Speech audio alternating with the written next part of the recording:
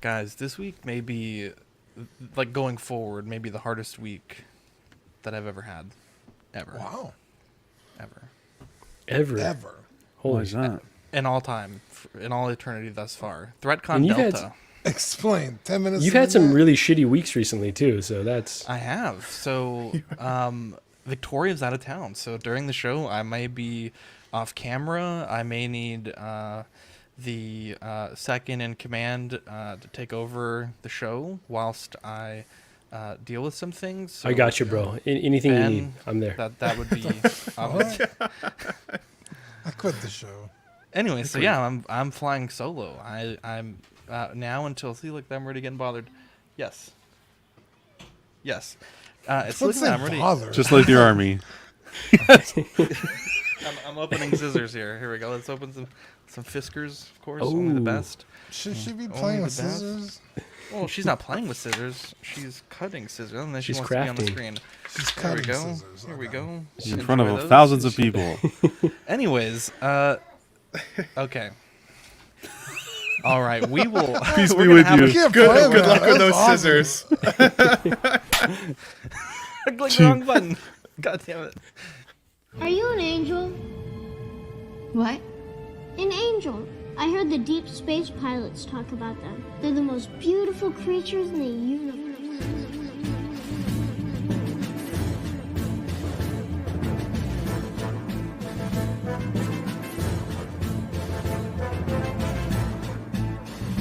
Hello there. We are tonight's entertainment. We would be honored if you would join us. He's got a billion toys. You brought in the adult collection. These are not dolls, Jim. These are commodities. Same as gold or oil. 5, 4, 3, 2, 1, 0. You are now listening to the Collecting Weekly podcast. Shall we lock in the artillery power? This is the true form of floor gang right here. Very nice. YouTube.com/collectingweekly. Thank you very much. That's very cool. Big. Hey guys, my name is Zach. I'm Dean. I'm Jonathan. I'm Shakira's new parole officer. Wow. Cute. And I'm Ben. Welcome to this week's episode of Collecting Weekly. It's a weekly podcast where my friends and I talk about the things that matter the most to us this week in collecting. That's right. We want to thank our friends over at 1/6 Corner for sponsoring this week's episode of Collecting Weekly. Don't forget to use code CW10 during our live recording for 10% off all in-stock items. That's code CW10, capital C, capital W, 10 at 16corner.com. That was good, Marco. That was. Thank you. This is the first time John's ever laughed at any joke I've said, so I You're feel going to help out honored. Shakira and not our boy Fern? I mean, Well, come on. She pays better. Does she? Fern's hips We'll do find lie. out. Yeah, those hips don't lie.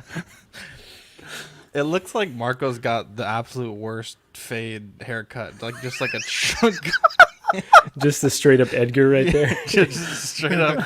I call it the AB. If you know, you know. We have a great show planned for you guys tonight. We're gonna try something new, and I'll be honest, I'm not sure how well it's gonna go. To be completely honest, it's an idea that Marco and I have kind of been working on, and I think it's gonna be pretty good.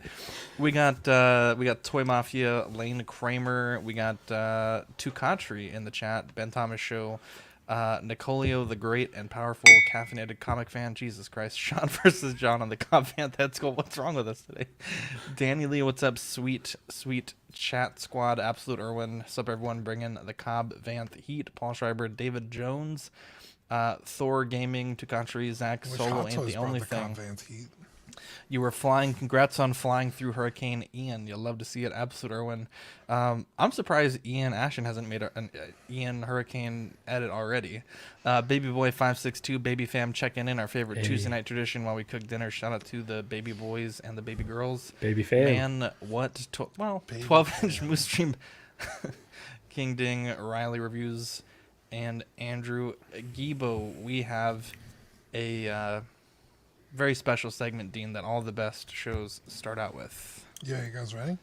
Yes. It's new this week.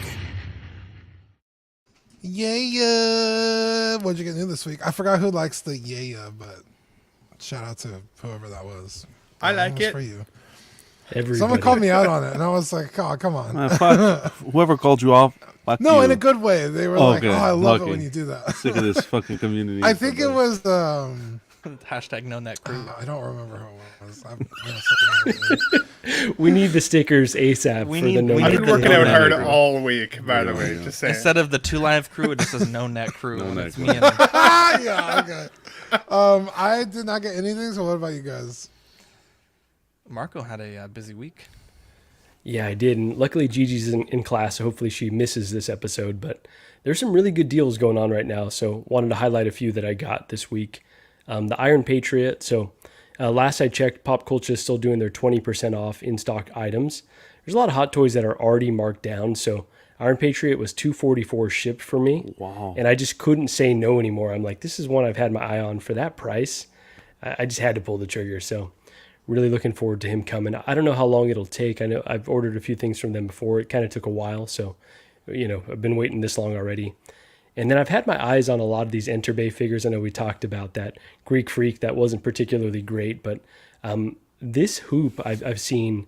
And so on Entertainment Earth, it is $162 and then free shipping. So I have no current basketball figures as of yet. But I had to get this hoop because the price was, again, too good to pass up on. So I think I might, just in time for Pose Wars, maybe have Darth Maul dunking on some, other Star Wars characters. Are but you gonna participate in Pose I'm Wars? I'm gonna miss this next one, but I would love to in the future. So I think the people, want me to be back on. We're the reason we had to stop the show because no one could beat me. So I was beating you in points. I didn't want you to come back. I was working hard for I'm pretty sure I was ranked the last in points, but number one in everyone's hearts. So I think the next one's October 22nd. So in advance, you're calling out already. Yeah, I think I will be gone then. But you know what? Let me check my schedule and see if I'll be around because I'd love to participate. A lot of vacations. Jesus Christ. I had a pretty good week. I went to Half Price Books yesterday, and I found this gem of a craft. It is the 2003 Army of the Republic Anakin Skywalker's Jedi Starfighter, aka the Azure Angel from the 2003 Clone Wars animated. And they actually had quite a few small TVC crafts, quite a few of these box type things. So they had the blue Starfighter there in the back, and then they had the episode 2 branded burgundy Starfighter that's also in this picture. And I was blown away. They had a bunch of older figures. They even had the episode 3 bubble pack figures that you would see everywhere when that movie came out. And they had one I was so tempted. It was the Anakin Vader, where you could kind of mash the parts together to make the crispy Anakin, or kind of suit him up as Vader. I was so tempted, but I was so poor.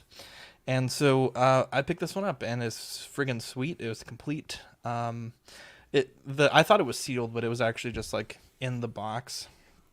Bullshit. But the wow, I thought it was I enjoy it. Anyway, so that's that, and I can't wait to weather it a bit. I think it's gonna be a fun little project, and yeah, it was a neat little pickup. Tukatri said, Jesus Christ, every time Zach goes to a discount store, he comes home with a Picasso or some other gold. And then I also picked up this. So this is another Warhammer model, but this is huge. So to put this into the game perspective, a normal game is 1,850 points to 2,000.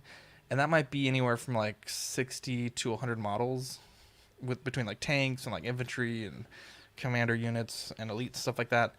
This one model, which is 13 inches tall, is 2,000 points on its own. So you kind of only bring it for really big games where you're playing 20,000 points versus 20,000 points. And usually people that own these will just show up and just bring one model and just kind of play until their thing gets blown up, and then they leave and it's fun. So it was purple and gold when I got it, but I picked up an airbrush to work on some projects for some of the Patreonies. And I hit it with some green airbrush paint, and I like it much better than it was when it was purple. So how do you make sure you don't have overspray on the silver accents there? Because it looks so pristine. This is how it came. Yeah, so it was purple and gold, so I just airbrushed everything green and then just went with the brush and just did the silver real quick. There's a few stuff. Okay. Yeah, it's not too bad. In fact, ironically, the most difficult part was that stupid eagle. I messed up so many times on the thing. It looks but awesome from this picture, though. Zach, yeah, it's. Let me ask you this. Sure. Because I've been dabbling in the Warhammer stuff just on YouTube. I like to watch people. I don't buy anything Warhammer or anything, but I love to watch people make stuff. And one of the guys had picked up, I forget the name of it, but it's a big thing like this, but it's for the Space Marines. Okay. Like a Juggernaut or something. I don't know if that makes sense to you. A Titan. I think yes, a Titan. Thank you. Okay, so those are like, from what he made it sound like, could be up to like $2,000. Correct. So this is so Titans. There is the Night Titan, which is about $120, and it's about 8 to 10 inches tall. Then this is called the Warhound Scout Titan because the face kind of looks like a dog. The legit ones start at $800, and that doesn't include the weapon arms, so it's about $1,000. Okay. And then I think there's the Emperor Titan, which that one's like $2,500, and that's like as big as a city, right? Like a walking city. Yeah, basically. Okay. Yeah, so this one is like when you go to these big games. I've never seen the Emperor Titan. I've seen people use this one before, and it's fucking crazy on the table. Okay, so yeah, they look impressive as shit. This one's technically a recast, so like people in China will get like the legitimate model, and then recast the resin and sell it for like 1/10 the cost. Yeah. But the quality is actually better in a lot of cases than the legit ones, because the legit ones are using the same molds from like 5-10 years ago. Right. So pretty much like this was a stupid deal, and I picked it up locally, just drove down to the shop and met the guy in there, and I saw a dude making a life-size Emperor Titan, where his actual like minifigs, basically like a leg is like the size of a person. He's like building in his living room. Wow. And it looked fucking crazy. I was like, this is insane. But anyway, while he was talking about that, he was showing like, I picked up a Titan from this guy at a local swap meet, and it was like my like $3,000 haul or whatever, and he bought 2 of them. I was like, Jesus, are they really that expensive? And apparently they are. So thank you. Yeah. For So that this is kind of what you're looking at here. So the one I have is about 10.5 inches long, and then you get 15 inches for this middle one, which I don't remember what it's called. It's called the Reaver Titan, and then the Emperor class Titan is even taller. Yeah. So model is like. I mean, honestly, if I had a 2-inch version, I think I'd be satisfied. I mean, I think a lot of people honestly could get by with a 2-inch version. I mean, more than gets by, honestly. Yeah. Yeah, I mean, get married. That red thing right there in that top photo in the middle, the red one. What's that called? That's what he was building. That's the Emperor Titan. Yeah. Okay, thank you. That's cool. Yeah. So this I'm so excited because I don't want to fucking build 100 models right now, but I'll buy and paint one model really good. Bro, when you posted that, I was like, damn, Zach's got money. Just because from what I see online, it gets pretty crazy. No, I absolutely do not. Yeah, I worked a few extra shifts over the last few weekends, and he's balling on a budget, dude. Yeah, the dude dropped the prices a few times. He doesn't make it rain with dollars. He makes it hail with pennies and nickels. Hey man, if it doesn't make sense, it doesn't make dollars. Speaking of doesn't make sense, Hot Toys, the exclusive web of Spider-Man. So this is a churro-less, drinkless, paperless Spider-Man figure, which is kind of weird because this came out, or a similar version rather came out, which I think Ben corrected us last week, with the Zombie Hunter Spider-Man, and then it came out in D23 as the what is it? The Avengers Campus version exclusive, and then it's now coming out again, which seems kind of like, why even make it exclusive if you're just going to re-release it with again? minus 2 accessories. So this does not have any of the Avengers Campus sort of swag items, but you do get the web shirt, the web backpack, and the cute little drone. If someone has that churro, I need a ruler and the churro. Victoria said she will 3D sculpt us a churro, and I will be selling them for $350 for friends and family. I've found. Sign me up for 2. An actual Disneyland screenshot of their churro, and that Those motherfucker fuckers is are like huge. Like 15, 20 inches long. I mean, really? You could get by with like a 2-inch I would be happy churro? with the 2-inch churro. I mean, right? Dean, I don't know where that honestly, picture came from. Like a stick of gum. Bro, if you go to Sonic right now, they have a churro shake, and it comes with a 2-inch churro. That shit was not enough. Oh my! That's the one thing you need more of is more churro. Is a churro? Wow. I don't know where you found that picture, but last time I had one at Disneyland last year, or earlier this year actually, I don't recall it being that big. So okay, it may have been like a special event thing. Maybe because that picture was from an actress on some Disney show. I just happened to. I had seen her on, I'd followed her on TikTok like a year or so ago, and then she started a YouTube channel, and she's an actress on one of the Disney Channel shows. I don't know what the fuck it is, but she's cute, so I follow her.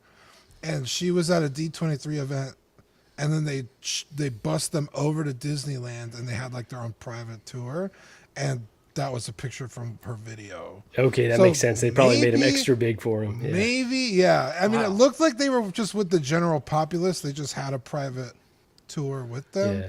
But, extra sloppy. Yeah, I was like, what the fuck? That churro is way underscaled. The churro looked like a goddamn stick, bro. I think it was huge. Bro, it looked like fucking Gandalf's staff. That churro was fucking huge. I guess John, this is the death of exclusivity. What do we think about this?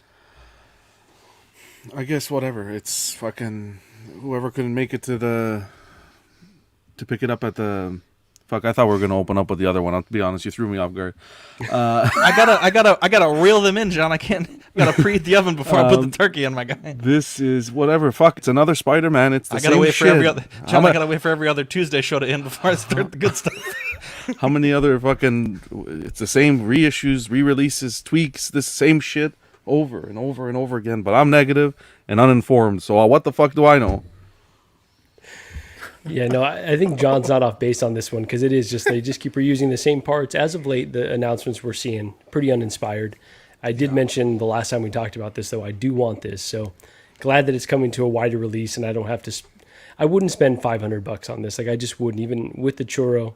But the fact that I'm assuming this will probably be around the same $300 mark, even with less accessories, I'm fine with it. But I get it doesn't really inspire a lot of confidence for this to be a collectible, just a figure that you can add. Does it? To say, Marco, quickly. Sorry, Ben. Does it bother you at all that it doesn't have the churro? It doesn't, because I kind of like that they actually made something exclusive for the event. It's not a whole lot, honestly, but at least they did it's something. You're right there. Yeah. I think you're right there. Yeah, definitely. Fad Gadget said, does anyone know if the churro version is available in the Disneyland Paris or just in the States? I believe it was only for D23. I don't think you could even get this at the parks, even the weekend of D23. DJ says, John, go off. You've been vindicated lately. Hate to see it. Ben, what do you think?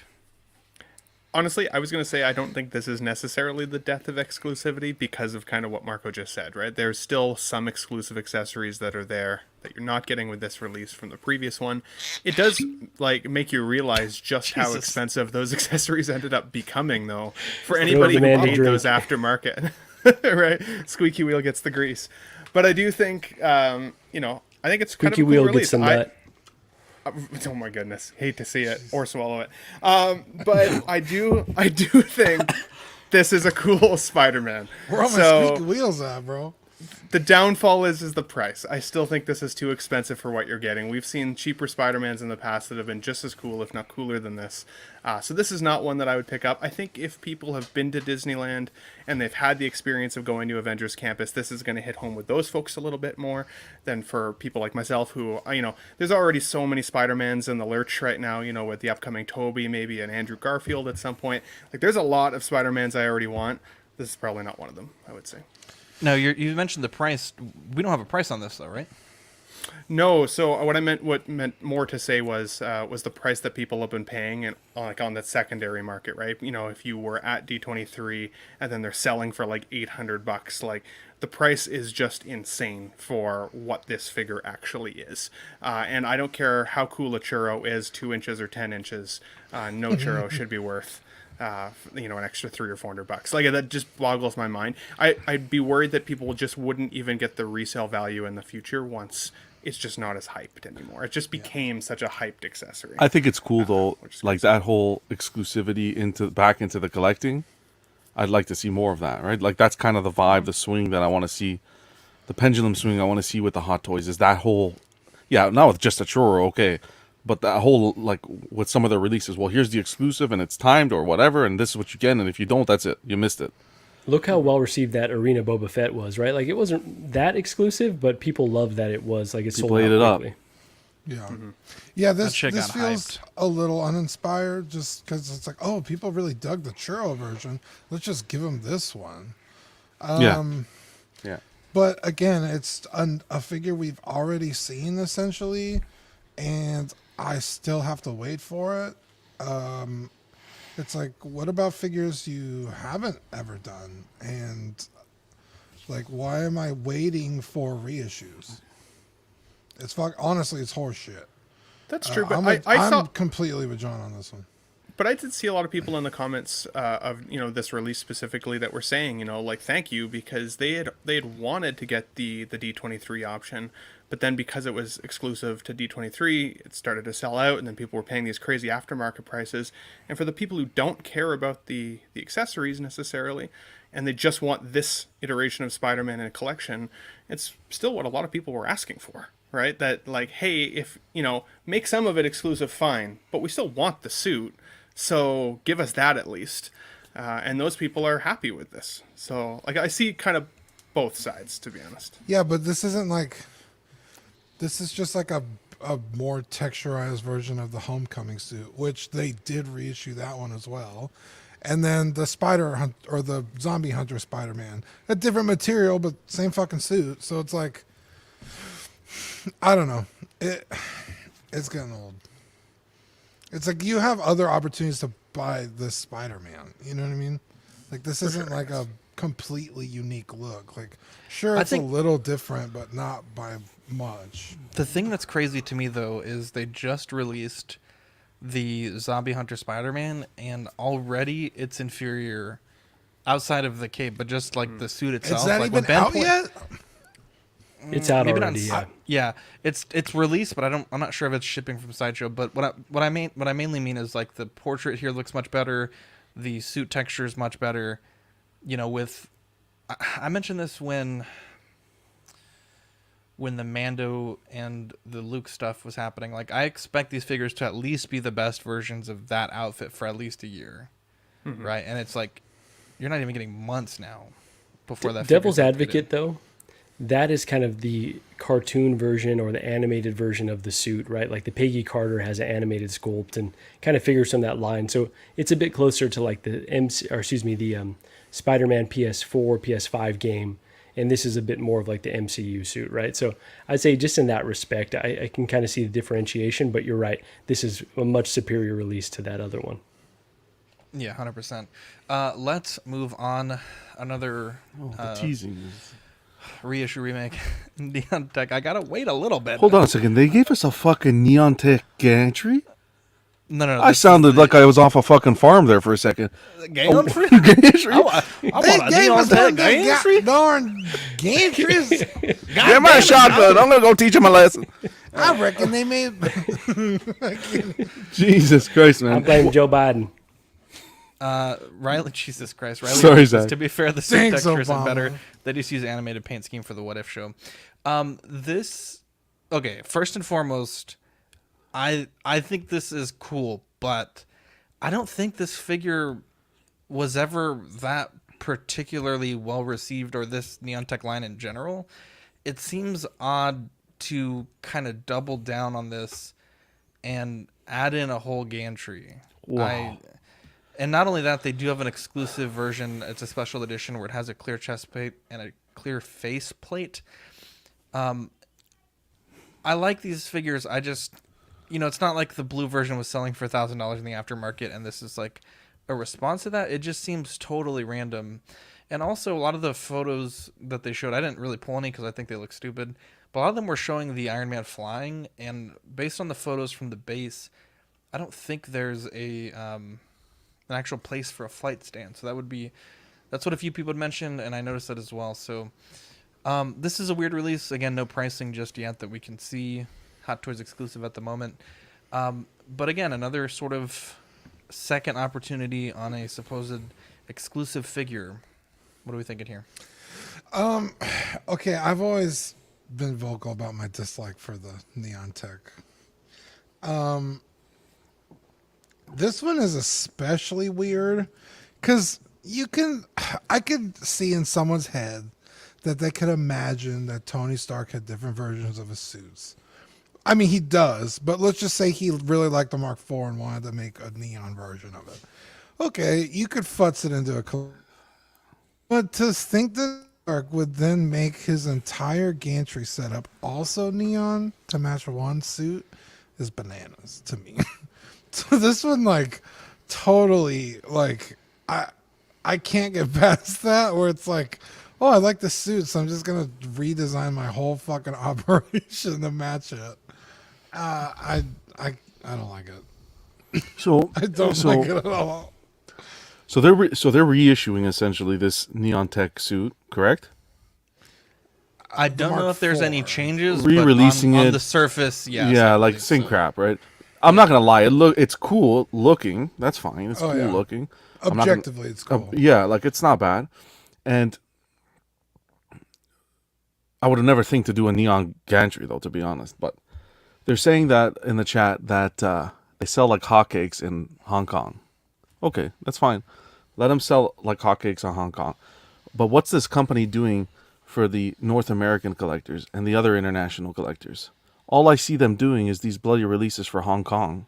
They're using the licenses and just following that market. Am I wrong? Well, they are a China-based company. So then give up the license. Why, so then, why do they need to cater to us? Like, So that is the- such a North American perspective, if I've ever heard one. That's hilarious. that's such a North American perspective. So I'm not a customer? 100%. I'm not We're a customer. Sure, but they okay. make these for their China market. So you're telling me a figure company, Hot Toys, does not make figures for their international customers? Did I say that? No, but Did you're I saying stutter? that that's their focus. I don't think I Ben, stuttered. I said Devil- they're a China company. They can make this for themselves if they want to. If they're going to make That's- some okay, money off of this to listen. fund other releases for us fuckers in Ben North raising the America voice. who want to be, Hey, I'm not a fucker. buying all the Hot Toys, well, then that's but okay. the but comment here is the fact that it's not just this; it's consecutively. What are they doing for the overall market? How many Iron Man are we getting? They are selling these to fund other releases. That Oh we've been my asking god! for. What are they funding? More reissues? What are they funding? What the fuck you talking about? But What Ben, I the will fuck are say- you? You're raising your voice there. Calm it down. I don't disagree what are you that talking we've had about? I don't disagree that we've had a plethora of reissues lately, and that bothers me as well. But we have also still been asking for innovation. We've been asking for characters that are not just main characters, and they are slowly going to give us those, in my opinion. Oh, okay. Slowly is Slowly. Slowly, for sure. Like with what? I didn't say it was fast. Like with what? But again, if these sell well in China, why would they cut themselves off at the leg? It doesn't make any sense. Just for us to cater to us, that doesn't make Ben sense. does have a point. Iron Man do sell incredibly well there, but at the same time, it's like, bro, you got figures that are 2-3 years late, and I think every effort. I understand a company can have multiple facets; they could be doing multiple things, but to me, I think they gotta just stop with these remakes, reissues, fake exclusive stuffs. Pedal to the metal and start getting through this huge list of things that are out. He just alluded on our show. Why should Hot Toys care about the North American market? You're part of the fucking North American market. And on that point, though, They're can not I even add just publicly one more? traded. What the me fuck just add does one it more matter data if they're point, publicly though. traded or not? On the North American market, they are American properties that they're kind of using the licenses for, though, right? Like the Iron Man and the Star Wars are American properties, so I feel like they should have a vested interest. Now, I get not every figure can be for us or for every collector, and if it is true that these sell well in the Asian markets, then okay, awesome. Like, release these when you need to fund other figures. I get that argument, but I think it was Zach, or I think Zach was making the point just about the timing recently of like more reissues and just more. It seems like they're doing a lot more funding and a lot less things that are getting us excited. Like, let me just name a few figures off the top of my head: a Bane 2.0, another Joker, a Wong, a Catwoman. Just things that like the community. There's it so feels much like that Wong they with that. want. Yeah. So I feel like, instead of getting those releases that we're kind of asking for, we're getting this stuff where they're reusing parts and reissuing, and it's not anything to get excited for. What was that, Dean? I said the ones you just named are have already been done, so those are technically just reissues. I mean, even if they're 2.0s, it's like we've already seen that. I keep hearing in the community they're fucking doing this to put more money in their pocket to give us better product. I'm still waiting for the better product though.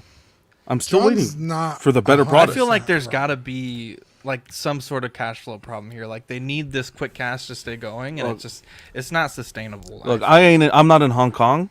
You know we got fucking collectors in Hong Kong think they know more than everybody. That's fine. They do. They got a foot in the door. I'm sure they get all the details.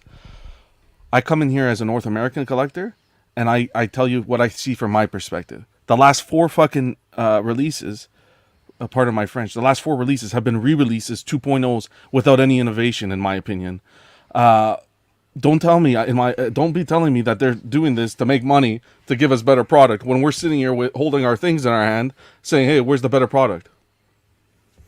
Wolverine. Yeah, that was one figure though. One figure, bro. We can't.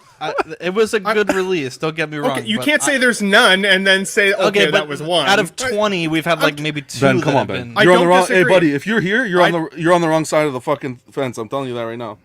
You're making comments. You're on the wrong side of the fence, buddy. It's been a slow. I agree, Ben. Like that Wolverine figure, like that was everything that we're asking from them. Perfection, like a character that everyone wants, innovation.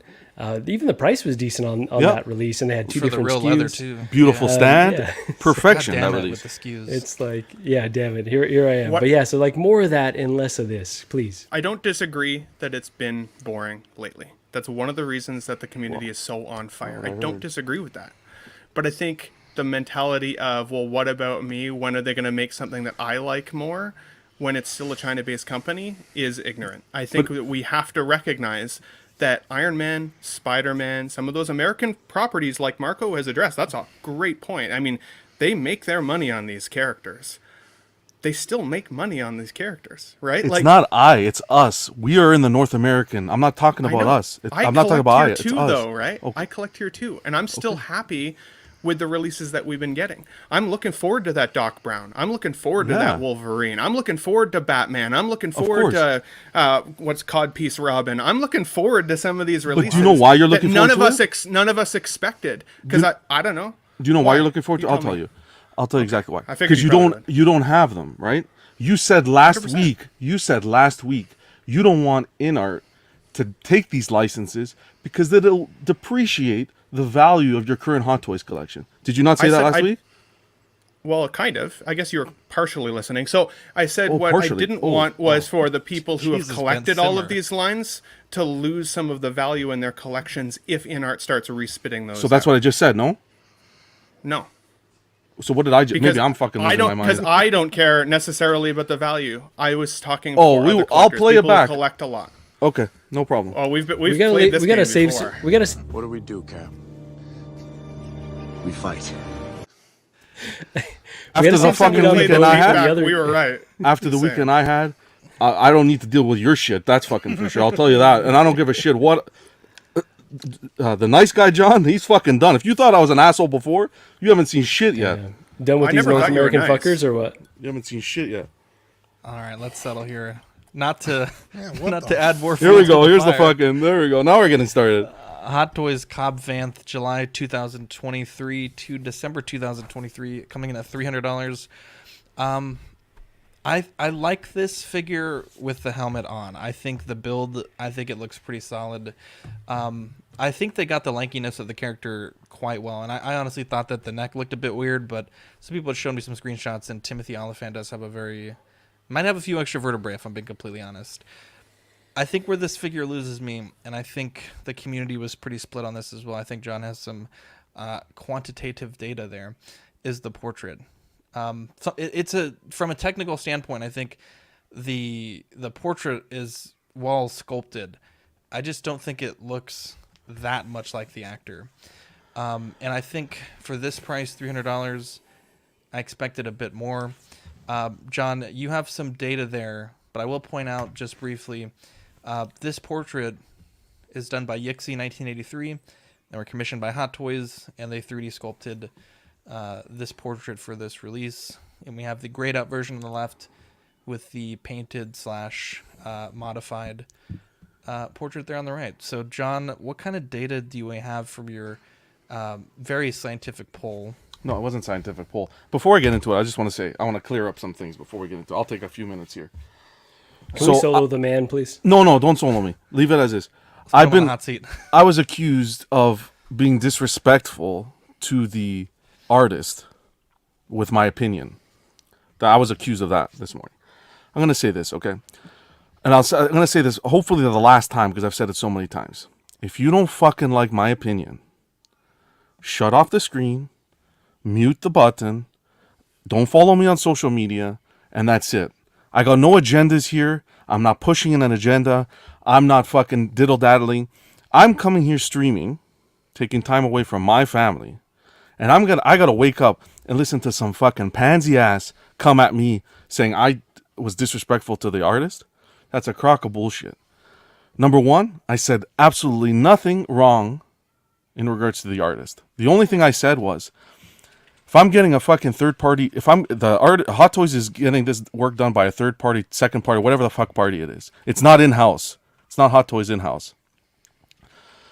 If they're doing this portrait, to me, this portrait reminds me of a third party figure.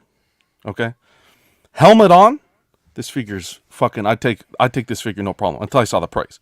With the helmet, perfect. Fits, does my Mando display.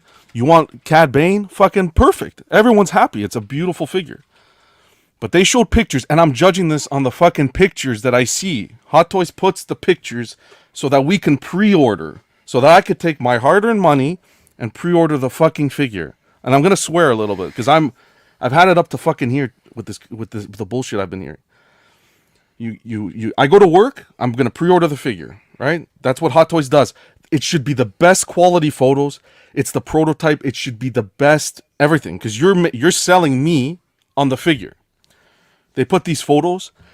I don't want fucking David Beckham on my shelf dressed as Mando. Okay, I don't care what Billy you Bob think. Thornton. I don't care who it is. Billy Bob Thornton's even better than David Beckham. You think I'm coming after the artist? I'm not coming after the artist. I'm just saying, if I stated, if I'm getting a third-party portrait, if this reminds me like third-party work, I better get a fucking third-party price.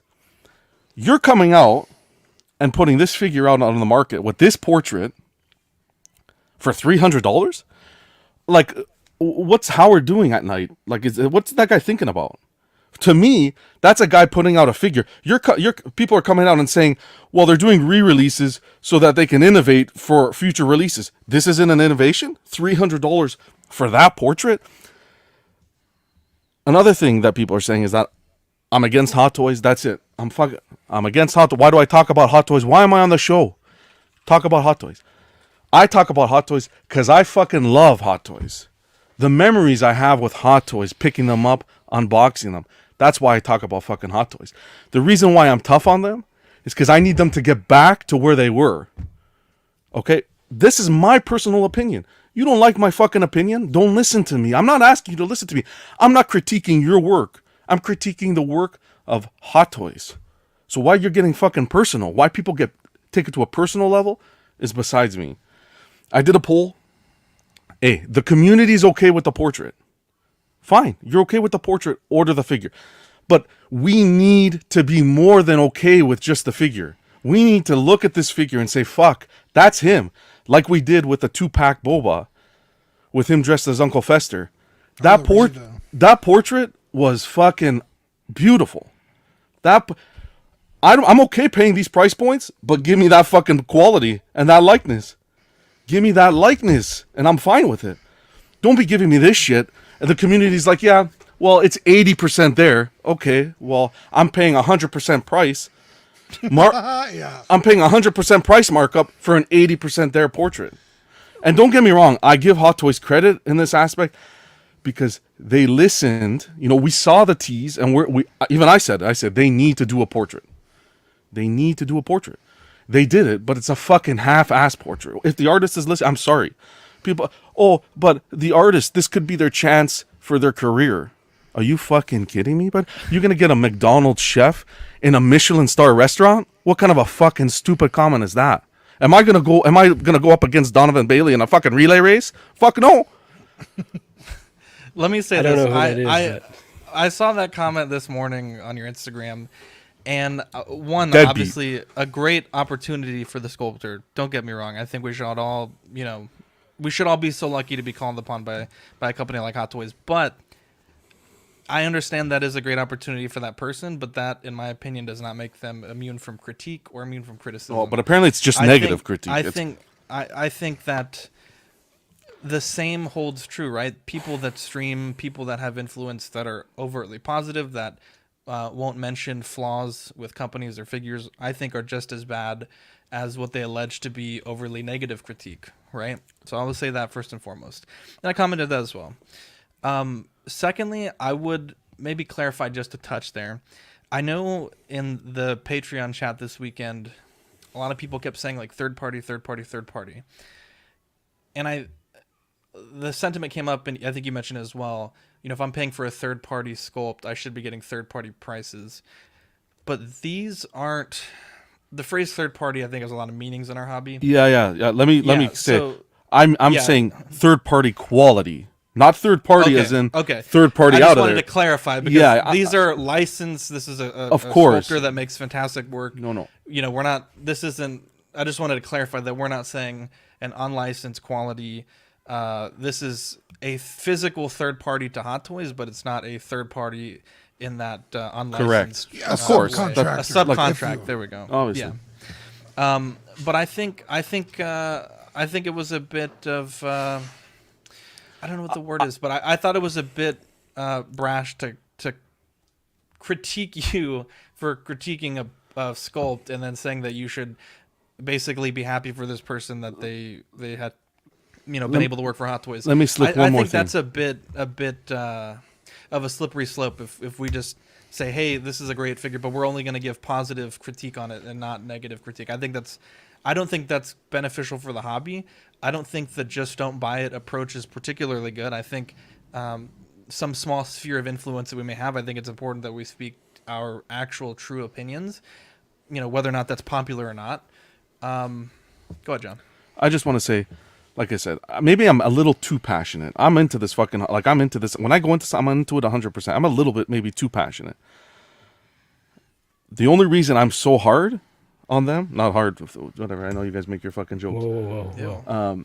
The only reason I'm so tough on them is because, and why I do these polls and shit is because, guys, don't take a 75%, 85% sculpt.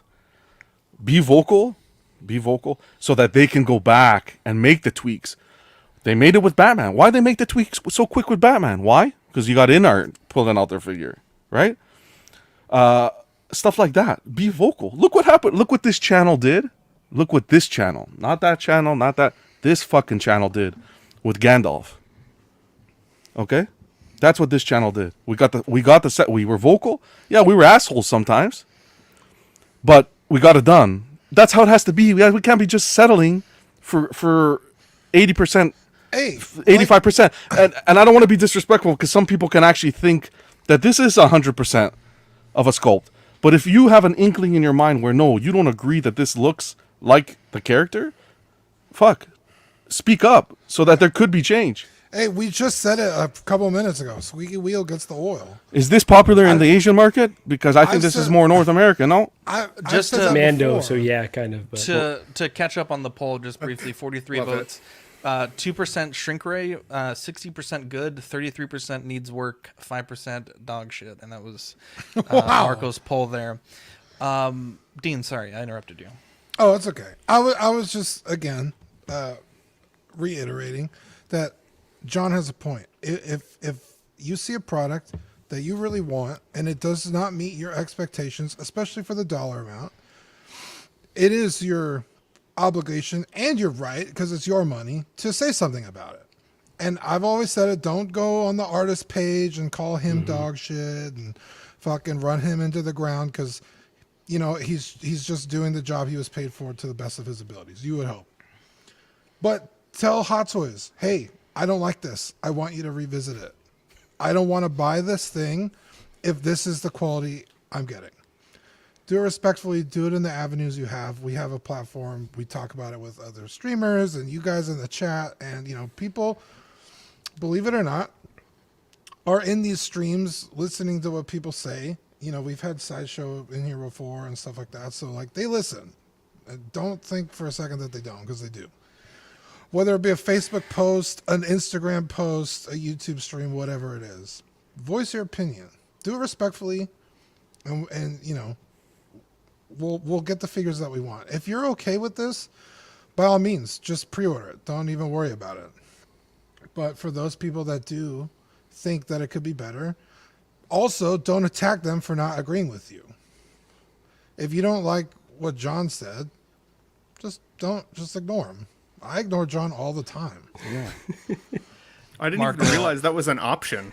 You muted the fucking guy the whole time. Just mute. Yeah, like, I told you. That's how I watch the Ben Thomas show on mute. It's so fucking wild. At least you watch it. Thanks for the view. He's giving you the view. He's giving you the view.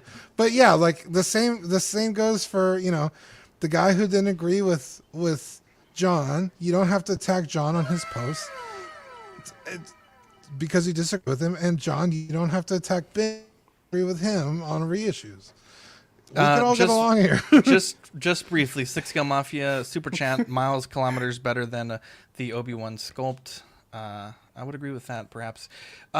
Marco, 1 minute on the clock. Christian Detour Collections. In my opinion, the problem is $300 for a used figure added with a head sculpt and base is outrageous. Whereas the R&D sculpt likeness is kind of off point for me. What do we got here? Yeah, so I think the math that Hot Toys did, they said, okay, we charged $285 for the bird shit Boba Fett, right? And that one didn't have a head sculpt. So in this release has a head sculpt and it's got a quote unquote diorama base and, you know, pretty light accessories. So I think they were like, okay, I think we can get $300 for this. It's from the Mando line, which they know people eat up both in North America, the fuckers in North America and in Asia. So I think that they're thinking this will be a popular release. In my opinion, $300 is way too much because just as Christian Detour Collections is saying, they are reusing portions of it. So it's not quite a reissue. It's not quite a, you know, recast, but it's not a completely original figure. I do think that the sculpt is decent. I would put it, you know, somewhere between like a 7.5 to an 8.5. Like it's passable. It is decently fine. But for $300, they're out of their mind. We'll see if this goes to waitlist faster than other because it looks like the release time window is a little bit closer. So really curious to see what happens with this release done. Hey, well said, buddy. Well done. Well done. That was beautiful. That's professional. God, that was professional in 1 minute. Too. What a beautiful guy. Yeah, I so we'll be Margaret talk about anything for a minute. We'll be working in some little start that churro hot seat minutes for you guys. Wait till we talk about Bix later. Give me 2 minutes for that one. I only need fucking 13 seconds for I bust. I think you hit the nail on the head, Marco. I think $300 for this. You got to think they're reusing, you know, all the sculpting stuff. I think that's a different missile there up top. I believe this is the first time that I've seen this base. Moff Gideon hands that are reused and repainted, obviously. The soft goods probably all new because it's such a thin figure. And I don't think it would be a brand new body, but that's really the only place I could see, you know, causing some great increase in R&D. And then the portrait, obviously, they had to commission a third-party company, but... Bro, compared to Reva, such a beautiful portrait, and then to have that step down to this, I think is shocking. Can you imagine this with Cobb? What's his face? Cad Bane? How good that would look. Well, you'd have to take all the armor off, but yeah. Yeah, but still, that's what you're gonna. I will say, I don't know why people made such a big deal about the reused hands. One, that's always a thing, and two, Boba Fett uses the Mando gloves, which also makes no sense because Mando patchworked his armor together from Shore Trooper armor. So Boba Fett also used Shore Trooper gloves? What are the odds? It's not a big fucking deal to me. I don't know why people brought that up. I thought it was crazy. I think the figure's okay. Not $300 okay. The head's... dude, okay. Timothy Oliphant is so handsome. One of the most handsome actors in the business today. When he fucking showed his face on screen, bro, I about died. I was like, thank God they fucking brought Timothy Oliphant in this Star Wars because he's amazing. I love Timothy Oliphant. This portrait to me does not do Timothy justice. Maybe no portrait will. Maybe he is that gorgeous. I mean, that's a handsome man. The squinty eyes, are you kidding me? Get out of here. But yes, to me, it's so close to being okay that like I'm almost inclined to be like, okay, that's fine. But like I said, like I just can't. I love him too much. I need those big, beautiful baby browns. Squinted eyes, not a fan. And I think his character has a lot of swagger, and I feel like I just feel like it's not captured here, to be honest. And I think that's also part of it. It's like a very dead expression.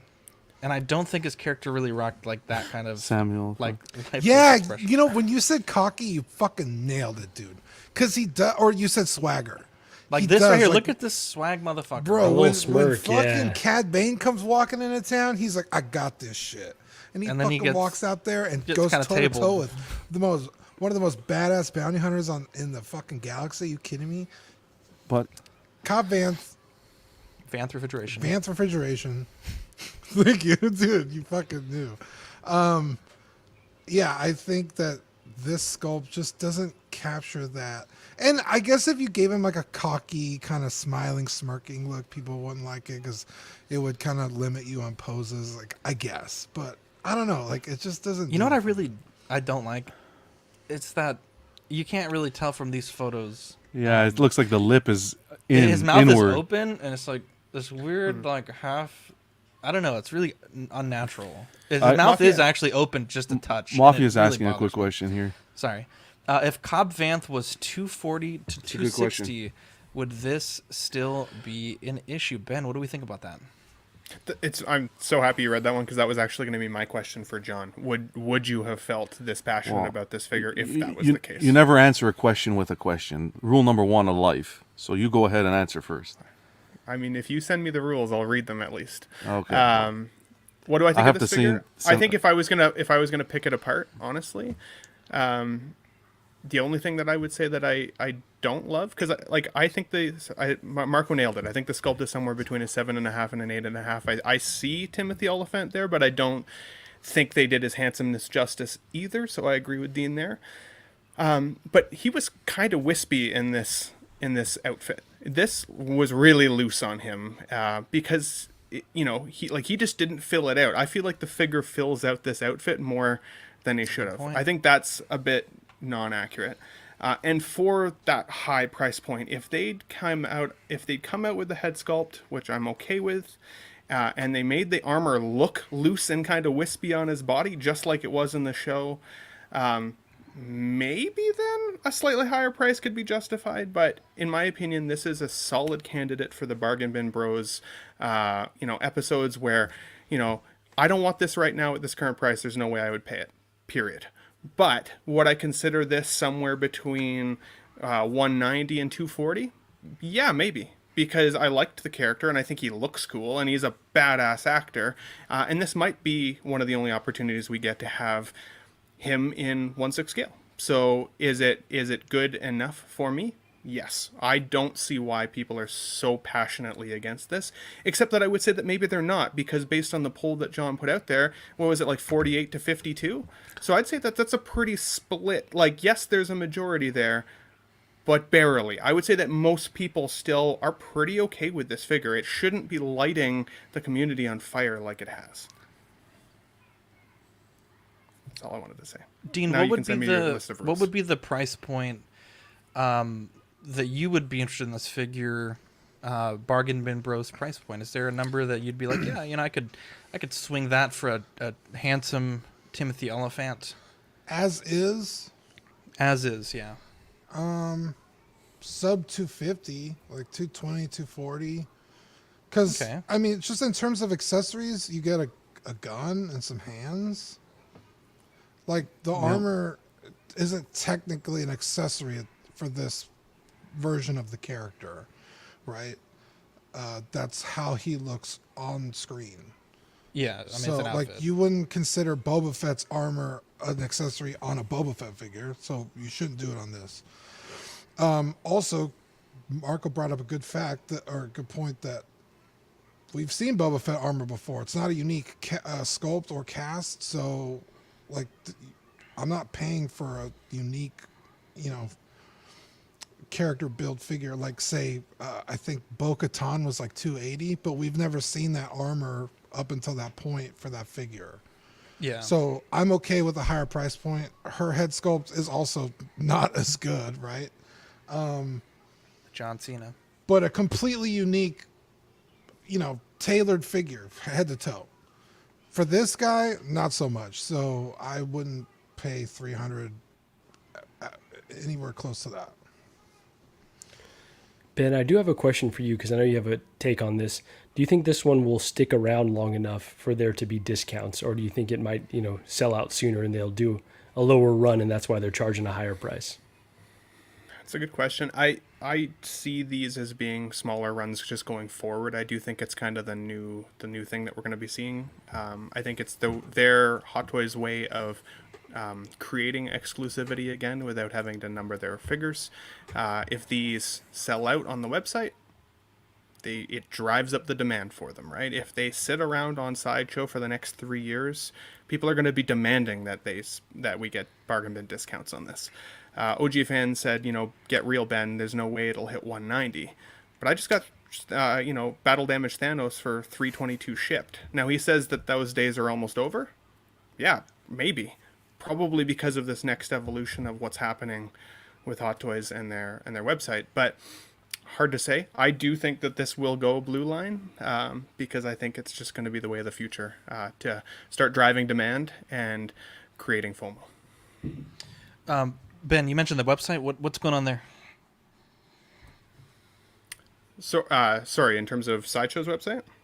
Oh, okay. I thought you meant Hot Toys. I just mean that so many figures are going blue line real quick, even before pre-orders are done at this point. Like, it seems like the new thing that's happening again in comparison to the last couple of years where figures have sat. Like, you could comfortably wait for them to be released and see in-hand videos before you even decided to buy. Lately, that doesn't seem like it's the way. This isn't entirely related, but I saw a really interesting comment today. Someone mentioned that just based on the deep discounts Sideshow was giving on products that they just ordered or just received or like very recently ordered / received, that if they had waited, I think the amount of money extra they've spent, and this is one comment on one group, so take it with a huge grain of salt, but it was almost like $400 difference, and we were looking at 25% discounts plus $5 shipping or free shipping on fairly expensive figures. I want to say the Scout Trooper with the bike, the Mando version. I mean, that's not a cheap figure to get 25% off on. That's not insignificant. And part of me is noticing more figures going to waitlist or out of stock, or straight from in stock to out of stock. And then the other part of me is like, when should we order? Because if I can get 25% on a figure just by waiting plus 5 shipping, I mean, that's huge. Like I had picked up the last figure from Sideshow was a Moff-X Batman. I waited 2 weeks, didn't see a deal, pulled the trigger. 2 days later, it went at a 10% discount and free shipping. And it was like, well, fuck. Like, fortunately, I was able to get that discount retroactively applied. But, I mean, for a $100 figure, I mean, it was something like $18 in savings, right? So that's almost 20%. So I'm wondering, like, kind of, I know, John, you're not really pre-ordering Hot Toys at the moment, but Dean, Marco, Ben, it's weird, right? Because like Marco always says, like, you don't know the rules of engagement, right? You don't know if you should pre-order early, pre-order late, don't pre-order at all, try to get it for a deal. Yeah. How do you guys feel right now? For me right now, my strategy, and this is a really great question, is if it's a figure that I think that I will like lose sleep over missing out on, and I'm comfortable enough with the price. So let me give you an example. The Black Panther that they announced, I think it was $285. I went with the local retailer where I got no shipping, no sales tax. I had some rewards points.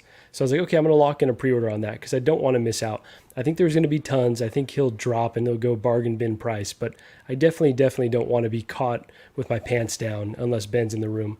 So, so I will lock in, right? So I've got some decent savings there already by not paying shipping and sales tax. So I'm okay with that discount right off the bat. And then all the rest of the figures that I'm kind of on the fence on, I can kind of wait and see, how the market unfolds here in the future. But I am a little bit worried that things will start more and more going to wait lists before they release. I think that's all great points. I'm kind of in the same boat. It's the one thing that's making me feel a little bit fatigued recently with collecting, is that I'm not sure when I should pull the trigger, because like I said, I got this Thanos for this crazy deal, so I'm so happy that I didn't spend like nearly $700 Canadian to get him in hand, because like now it's like I'm paying almost half that for the same guy, which is crazy.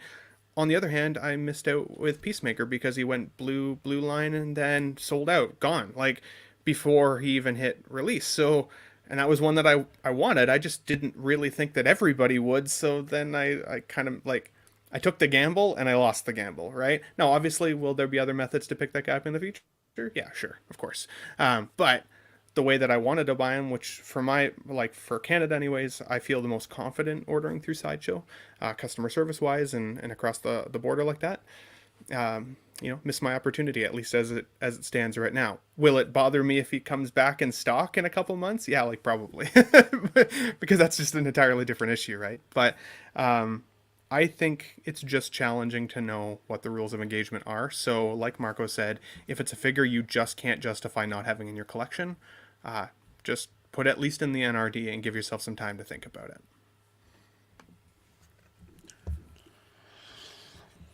John, you look like you're full of thoughts, but lots to unpack there. Let's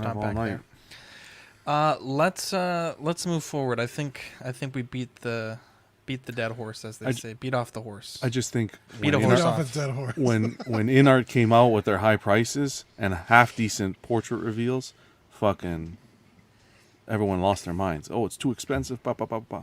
Now we're getting charged $300 for this portrait, and people are like, "Fuck yeah, it's there. You're it's not there. wrong. I'm gonna order it. Come on." See, I think this comment here, I think, is not particularly good. Just don't buy it done.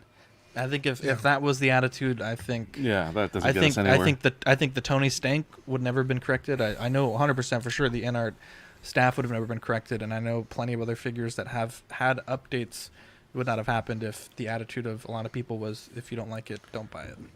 Can I add one more point, go ahead. Zach? Yeah, sorry. Please. So, sorry. And I know that I come after John sometimes, so it's not meant to be this way. But just after your long rant there earlier on kind of what's happened on Instagram there this morning and whatever, I was thinking about it. I think the only challenge that I would have for you as a voice in the community would be to be careful about making people feel dumb about their decision.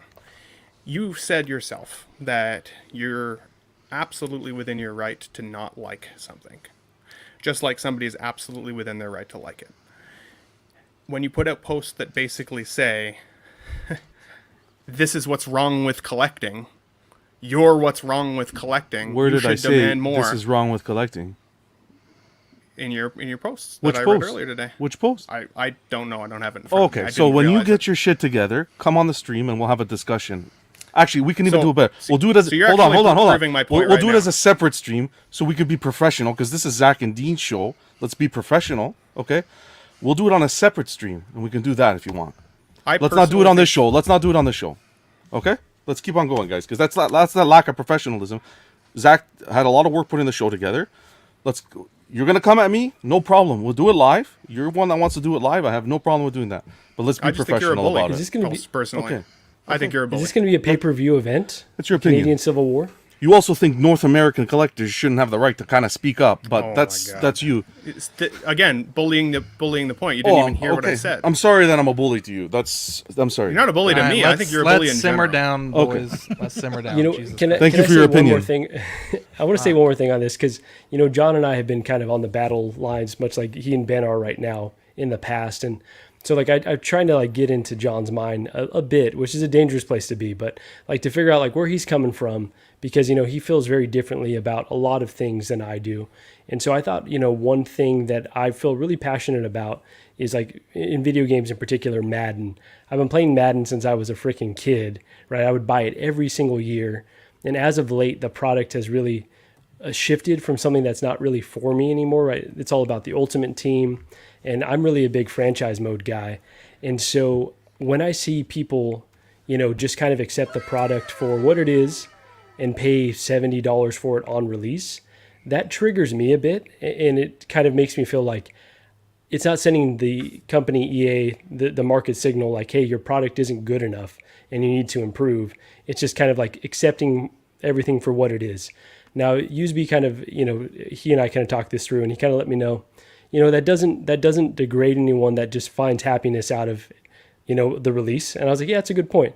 If someone is happy with it and they want to spend their $70 on it, I don't want to disrespect them in any way. I don't want to make them feel inferior for it.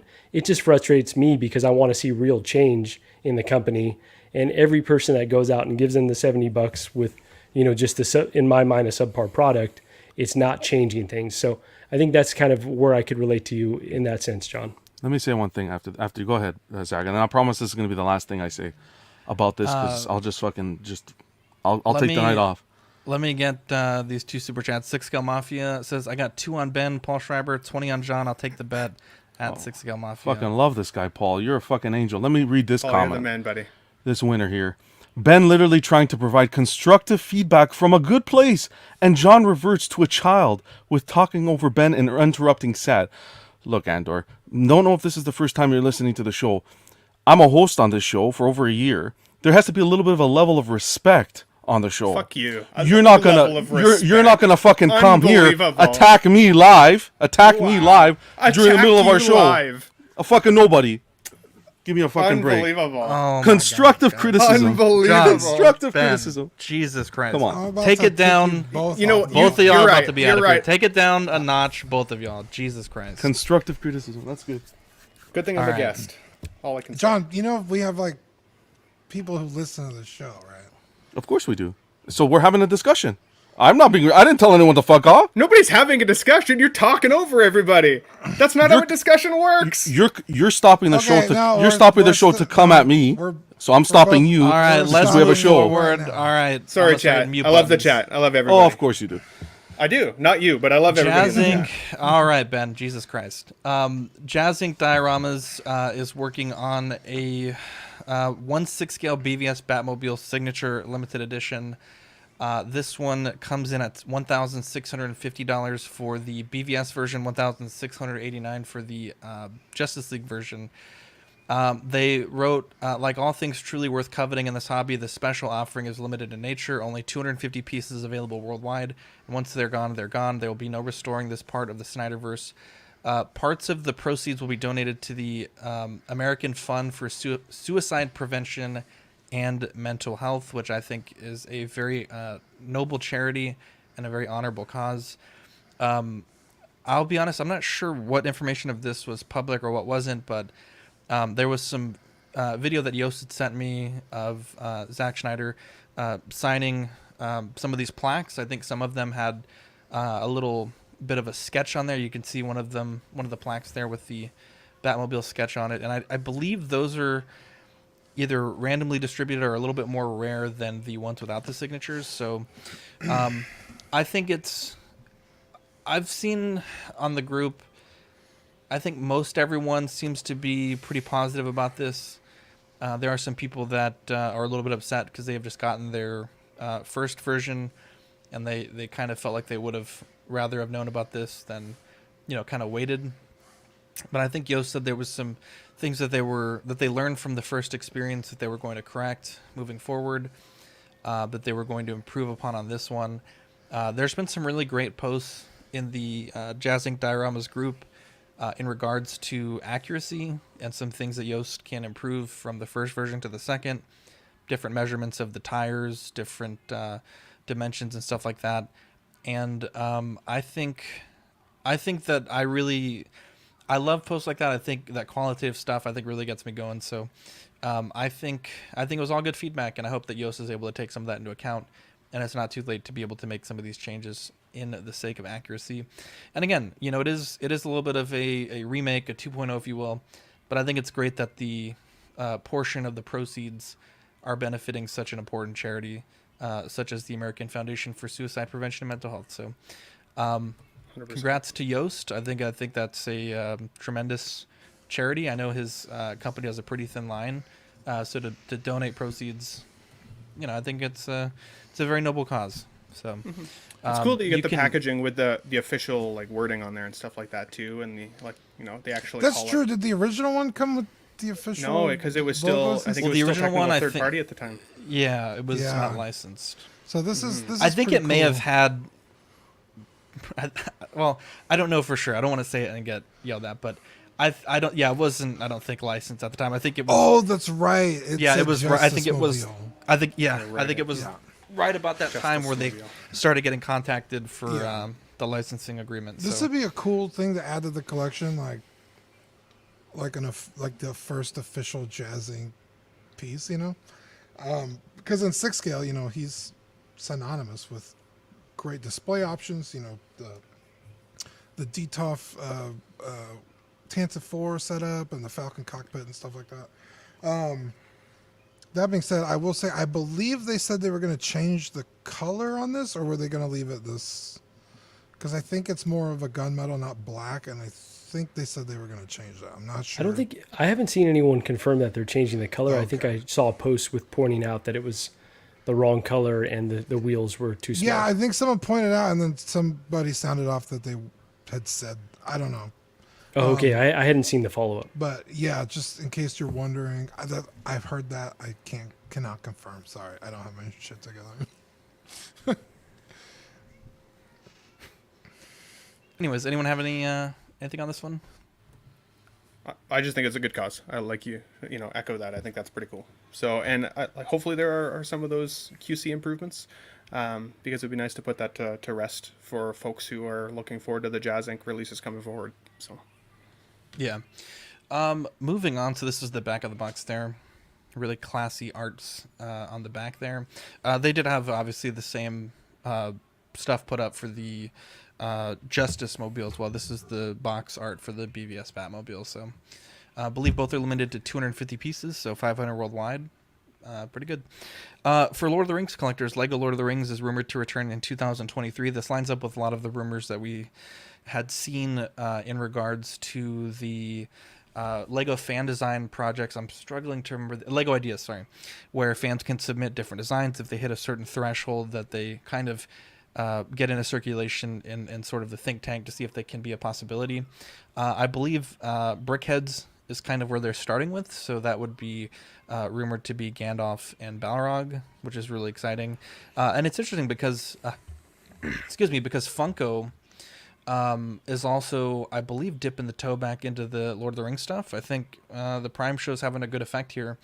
And if we can get Lego Lord of the Rings back on the shelf, even if it's Rings of Power, I think that would be tremendous for a lot of people, especially myself. I missed out on every single Lego set as I was not collecting at the time, and they're quite expensive on the secondary market.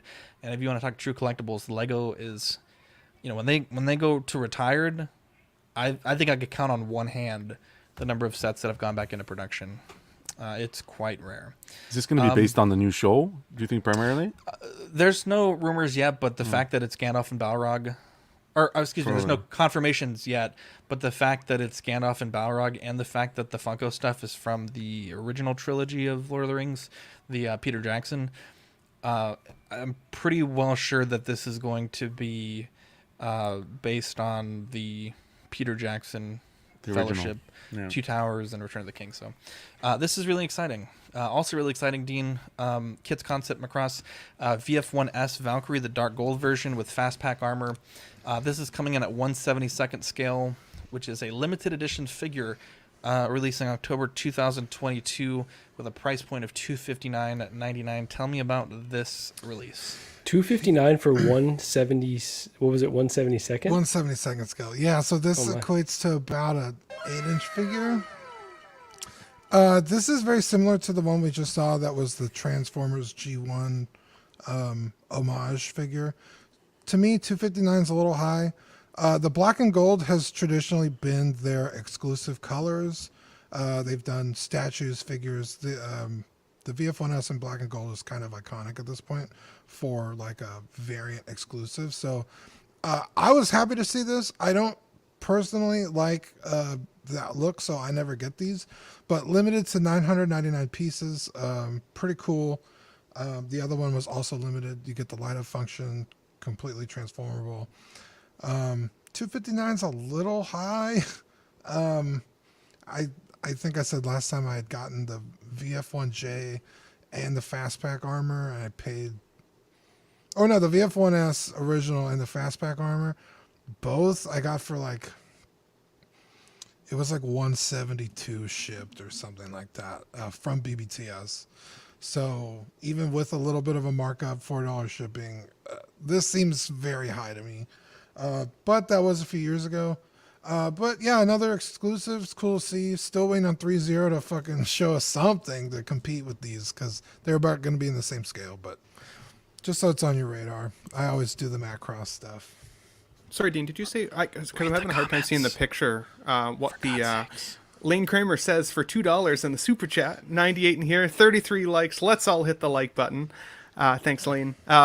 Did you say what the edition size was there? I can't see it on the picture. Yeah, 999 pieces. 999. Cool. I like it. Wow. Are you gonna? I may have missed that. Sorry, I was dealing with Evie. Are you gonna get this one, or is this just? No, this is a pass for me. But I like their diligence on the black and gold being exclusive. Like it's like if you have like the black and gold anything in the collection, it's like, oh, that was the SCC exclusive or whatever kind of exclusive. It's always black and gold. So they're true to their word and they don't reissue and don't touch that color scheme again. Correct. Wow. Nice. John, let's hear a quick word from our sponsor. Yeah, 16 Corners' mission is to provide the best figures and collectibles to their customers. They offer great prices, great packaging, fast shipping, and best in the business customer service. Collecting Weekly listeners get 10% off in-stock figures while our show is live using code C, W10. Choose your figures, pay safely with PayPal, and you leave the rest to them. Just a little bit of an update here. I've seen this email floating around, and I myself haven't gotten it yet. I don't know if it's because I've never done a PayPal return, but I finally heard from one of our trusted Patreonies, and I felt that it was good enough for me to put on the show sheet. Starting November 27, 2022, PayPal will no longer provide free return shipping labels or refunds for return shipping costs. They're saying that they're going to continue to work on new ways to help you as a shopper. Purchase protection will continue to be available on all eligible purchases. So that was kind of one of the benefits with PayPal. I believe this was an eBay thing. I don't think it was PayPal everywhere. I think on eBay, if you had a transaction that went south, they would cover the return shipping. But just a heads up, November 27th, 2022, they will no longer be doing this. So just kind of get your ducks in a row if you have to make a return before then. Our main topic of the night is holiday season. We're officially in fall. The holidays are right around the corner. I thought it would be interesting because we always talk about how fast collections can change, how fast your goals can change, and it's never more obvious than when you're 3 years out on a pre-order and it still hasn't come in yet. And so I thought it would be neat if we all put together a list of 4 items. We kind of explain, or 4 or 5 items, explain why we want them, and then we'll compare these lists right around the holiday season in December and see if they change, see, kind of what's been going on there. I think it'd be a good barometer to see how we've changed as collectors, because I know me even just a month ago, quite different. So for me, I got 4 things on my list. The first one, I've been really getting into painting lately, and I hate not having colors, right? Like right now I don't have a purple paint, and you can mix purple with blue and red, but I'd rather just have a bottle of paint that I can just dip into whenever I need. And so Vallejo makes a really nice basic color set, very affordable. It's like 20 something paints, 12, 20. There's a lot of paints, a lot of different variations of the primary colors, and it just seems like a neat little thing to get a bunch of paint for really cheap. You might be looking at $2 to $3 a bottle of paint at the store, $5 at Hobby Lobby actually. Whereas this, you get a prepackaged bottle of paint. I think it's like $25, and should do you for just about everything you need. I want to clown on you for this inclusion, but I've seen what you do with your painting, so I won't. How dare you? Yeah, because I hate having to buy paint. And then, like, for example, I went to go buy this specific fucking purple paint the other day. Went to 2 stores, and didn't have it. It was really annoying. The next thing I need is a 1, 2, 3 block. Dean watches Tested, so I'm sure he's seen these quite a bit. But, in building models this past few weeks, like Warhammer models and finishing up Danny's model, it cannot be stated how important it is to have something heavy and flat with different lengths and widths that you could just put things on or use them to balance things while the glue is setting or while a wash is setting. And I've seen Adam Savage use these for squares, to glue things at right angles, to use them 90% dead on machined. Yeah, like 99.9. More like accurate, yeah. Yeah, I've seen some amazing things. So Bro, these you put are up this picture. That was the first thing I saw. I was like, "Fuck, those are cool." Yeah, I want one so bad, and for years I've put off buying them. They're not expensive. I just never pulled the trigger on one. So it's a nice little stocking stuffer. Side note, for the Christmas holiday, I'm putting it out there. I also want us to do a collector's gift guide. I think that would be really fun in December, an episode where we just kind of go through, starting at like $1, working our way up. Obviously not toys, but things that the non-collectors can buy for their loved ones who collect. I think that would be quite good. Now, Bully Patrol in the chat. The next thing is Joy Toys 1/18 scale. It's a Primaris Dreadnought. So this one, it was actually quite expensive when it first went out for pre-order at Big Bad Toy Store, but they dropped the price by like $30. I don't know why. And so it's basically like the model kit that I just got, but scaled up, probably many times, probably like 3 or 4 times. And then it articulates and has a bunch of like weathering and paint and everything like that. You just open it up and it's a figure. And so I think that's really cool. And I have it on my Christmas list at the moment. And the last thing is the Sideshow premium format Dark Knight Returns Batman. I think it's a great piece. At least from the pre-order photos, I haven't actually seen it in hand. But the people that I know that have seen it in hand at, I want to say SDCC, all had really great things to say about it. And I like the comic, and I like the movie from the comic. So, excuse me. This is what I'm looking at for my Christmas list. And I think I've been a pretty good boy this year. So, we'll see. It's a great list, buddy. Fuck yeah. Yeah. Zach, I know it's not time for shout-outs yet. Shout out to you for being super dad and hosting a show. I don't even know how you do it. I could barely freaking host and leave comments. Show of all shows. You're crushing it. Yeah. Not just a show. I'm watching Three Kids today. Knucklehead show. Yeah. Jesus Christ. Man. Yeah, it has been difficult. Yeah, so this is my list. I think I'll probably knock out the top 2 of these on my own at some point in the next few months, or in the next month or so. But the 2 bigger items, I basically told Victoria, like, yo, if you're going to get me one thing, it's one of these 2 things. And the Primaris Dreadnought went from 190 to 160, so that's going in the right direction for me. Moose Stream says Sideshow's a video for this. I'm not sure what you're talking about here. Probably the statue. Sideshow. Is it out already? When I checked, it was November to December. Could be wrong, but I checked today. At any rate, Dean, you have provided us with a sexy list here. What do we got? Yeah. So my 4, starting with the Kids Logic VF1J statue, coming back to Macross. This was supposed to be out already, but it got pushed back to Q4 2022. So I'm hoping to get it in time for the holidays, but I have a feeling it's probably going to be fucking like April next year by the time I have this. But it's on my list because I'm super excited to get it. Will be my 3rd like real statue. And it's fairly large, so I'm very excited to get that. Also on my list is 2 PlayArts Kai figures from Final Fantasy 7. Jessie, what's her last name? It's so cute.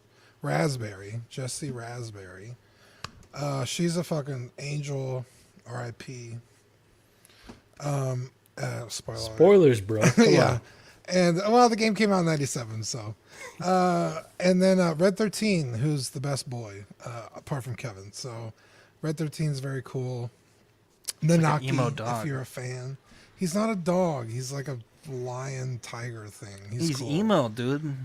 He's not emo. He's wise. He's very quiet, but when he speaks, it's very. Bro, I didn't look at My Chemical Romance and think they were wise. What the fuck? Okay, I guess on this photo it looks a little weird. Yeah. And then topping off my list, I should have this the middle of October. Ahsoka Tano, Hot Toys. I've had her on layaway. I've had the money, but keep having to fucking spend it because I'm standing in a wedding. I'm a groomsman, so all my extra money is going to that. So, bro, don't ask me. Anyone that knows me, don't ask me to stand at your wedding. Come on, I don't want to be dealing with all that shit. Carlos says, "Damn." Yeah, so that's my list. I'm hopefully by the end of November I'll have Red and Jesse as well. So Jesse, I think they're on sale on Ami right now, so I'm hoping to get that order in before they disappear because I don't want to pay retail. Wow. But yeah, that's my list. John. What's going on? We got Superman Hush by Prime 1. This is the wish list, Christmas wish list. We'll see what happens. Prime 1, Superman Hush. Prime 1, Poison Ivy. And on the 6 scale, we got... John, what does that Poison Ivy retail for, asking for a friend? She's over 1,500. Okay. I think US. Depends. You can find a deal, but she goes up there, especially if it's the exclusive. And then, of course, on the 6 scale, we got the in-art Gandalf. That's going to be an important one for me. And I do like the Doc Brown. I need the Doc Brown, so I want that representation with the DeLorean Marty. So, yeah, those are my choices. Yeah, love to see it. Have you been a good boy this year, John? Fantastic. You'll love to see Some it. people wouldn't agree, but fuck, who gives a fuck what they think? I wouldn't agree. Just kidding. The best boy. I think this is Marco's list. Yeah, I'm mistaken. Yeah, this is me. And so kind of tried to, dabble in a few different areas. So first, the iconic Ryu. I know that one should be arriving before the end of the year. Really excited to see what their output will look like for this figure and the custom body. Really, really excited for that one. This Luke, this is, for me personally, I think this is a bargain bin candidate. Could be wrong, but, just kind of following the trend of all figures recently, would love to scoop this one up for, a significant discount around Black Friday or Christmas time. So one that I've wanted to add, but I'm really trying to be patient and, not FOMO buy something. Obviously the in-art Joker, absolutely cannot wait for all 3 Jokers I have coming my way. But yeah, really interested to see what the rooted hair looks like. And then this Loki, really want to add it. It's one that I would consider potentially canceling to just get the solo version of the show, because I really like that suit and you saw that prototype at Comic-Con, looks really awesome. But this is one I've wanted for so long. The longer we wait, the less kind of desire I have for it, but I still think it's going to be a really cool figure. So hoping that one comes out before the end of the year as well. And that's one that I do have on pre-order already. So Loki, come on. What do we got, Ben? So even though I created the rule of 4, I ended up putting 5 in. So I know, broken my own rules. Guy. Hate to see it. Obviously, the Joker 2-pack from InArt, I am very, very excited for. I really, really hope this thing comes out before the end of the year. I've got my the plan for it in my collection already, how it's gonna sit, how the lighting's gonna display it.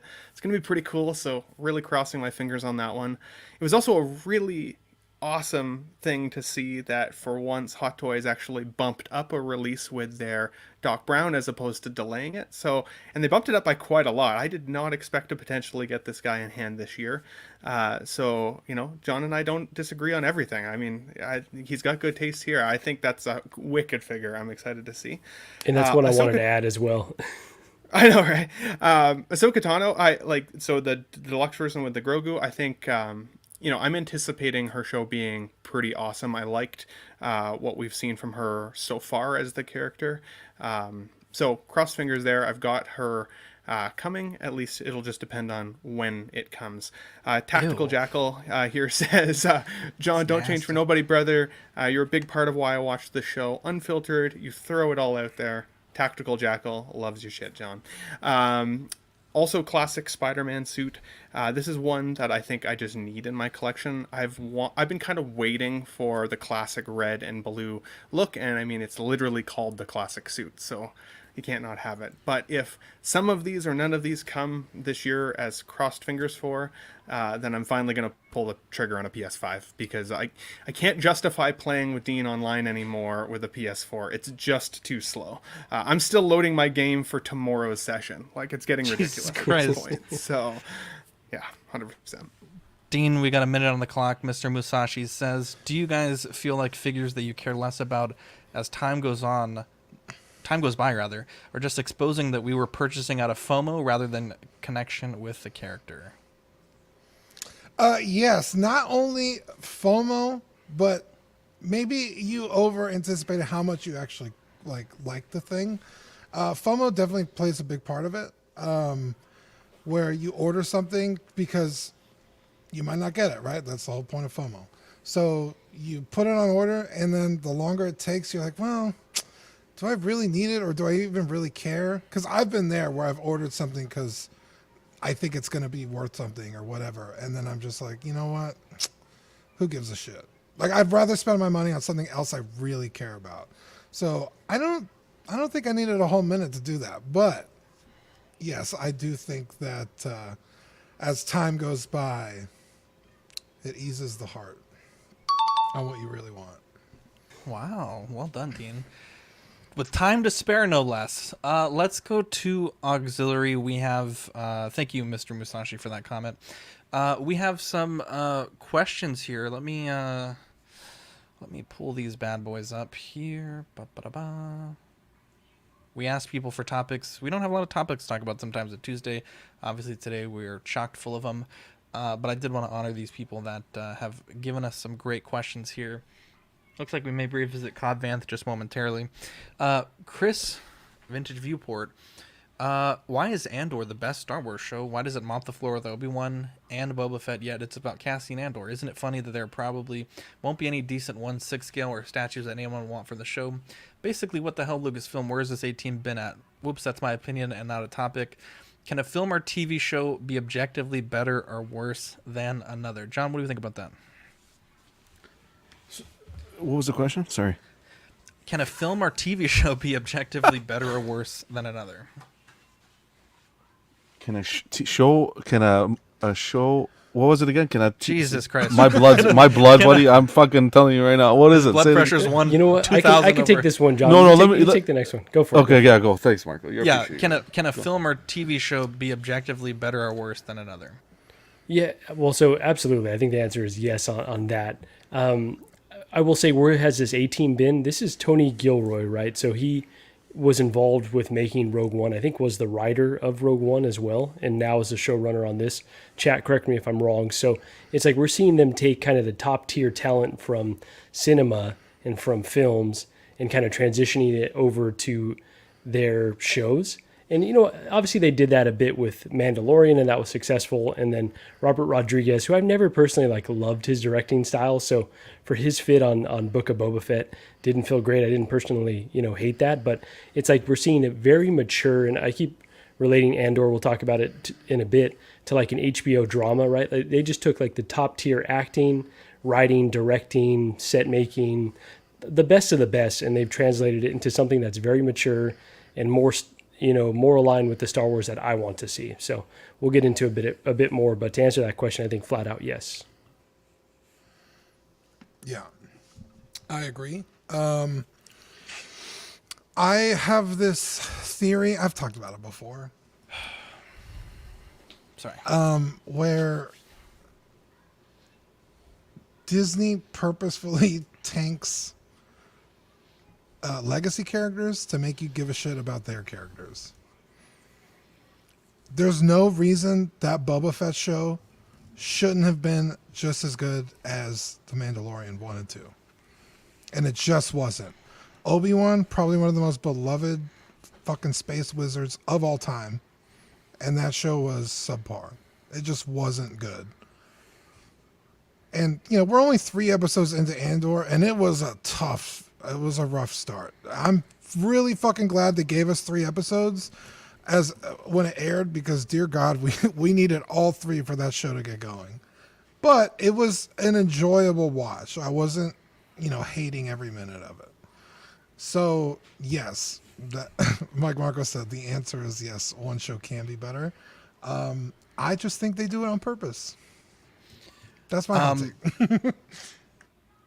I am going to... I think we kind of touched on Brendan's question earlier with the third-party things.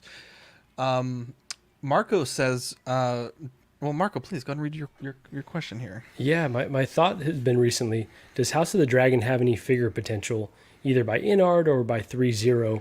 And the reason I asked this is because obviously there was a cast swap with the last one, not everybody, but they kind of jumped in time. So, like, is there any possibility there? I'm kind of racking my brain on a concrete example. It's a Damon? toughie. It's a toughie, yeah. Damon Let me take would this be one. a fucking solid figure. Yeah, I think It you got to would go be. Damon. Yeah, dude. I think I haven't seen enough of, or none of us rather, of the new Rhaenyra actress to really commit to one or the other. I personally, I wouldn't mind having a mommy figure in the collection because she's bad, bro. Wow. But I think Damon is the obvious choice. I'm gonna go a little bit outside of the box here. The head of the Kingsguard, I actually don't even know his name, but he was just such a badass character in every single scene he was in. The bald guy, the fucking big mountain looking dude. He was great. I think we'll probably get a Christian Cole as well. I think he's a character that, like Damon, is quite important to the show. His appearance hasn't changed much between any of the time jumps, to be honest. That's a beautiful man. That'd be hard to get that sculpt just right. It's a good-looking guy, I'll tell you that much. Almost as handsome as Marco, if I'm being honest. And not because they're both Latinos. Wow. I don't think he is. But... I know, I don't think he is. Wow. He's not? I don't think he is. I think he's just a... Yeah, anyways. Just a handsome man. Let's I would say, and I know that 3-0 didn't make this figure, but the Tywin Lannister Hand of the King figure was awesome. And Hightower, what's his name? Otto Hightower. Otto Hightower. Say what you will, that character was fucking kind of cool. He's kind of a dickbag and like sleazy, but like that would make a pretty cool figure on the shelf. So I could totally see them doing something like that as well. Same with the Queen. Yeah, Allison would so. be. She's going to play a big part in the show. And I think Carlos asked. Oh no, please go ahead. Sorry, really quick. Yeah. I think Carlos, who I saw here in the chat, asked John from InArt. He was asking about the dragons and like if they would do like statues, maybe scaled at 1/6. So I'm just wondering if there's even dragon potential here. That'd probably be really hard to pull off, but it'd be sick to see them try. Yeah, because 3-0 did the Drogon, and I think in terms of scale, Drogon's much smaller than the dragons in this show. So that would be pretty tough to pull off. But that Drogon is like a fucking like highly sought after piece, so that'd be cool to kind of see. I want McFarlane to actually do the dragons. Do a proper one. Justice. Yeah, you're not wrong.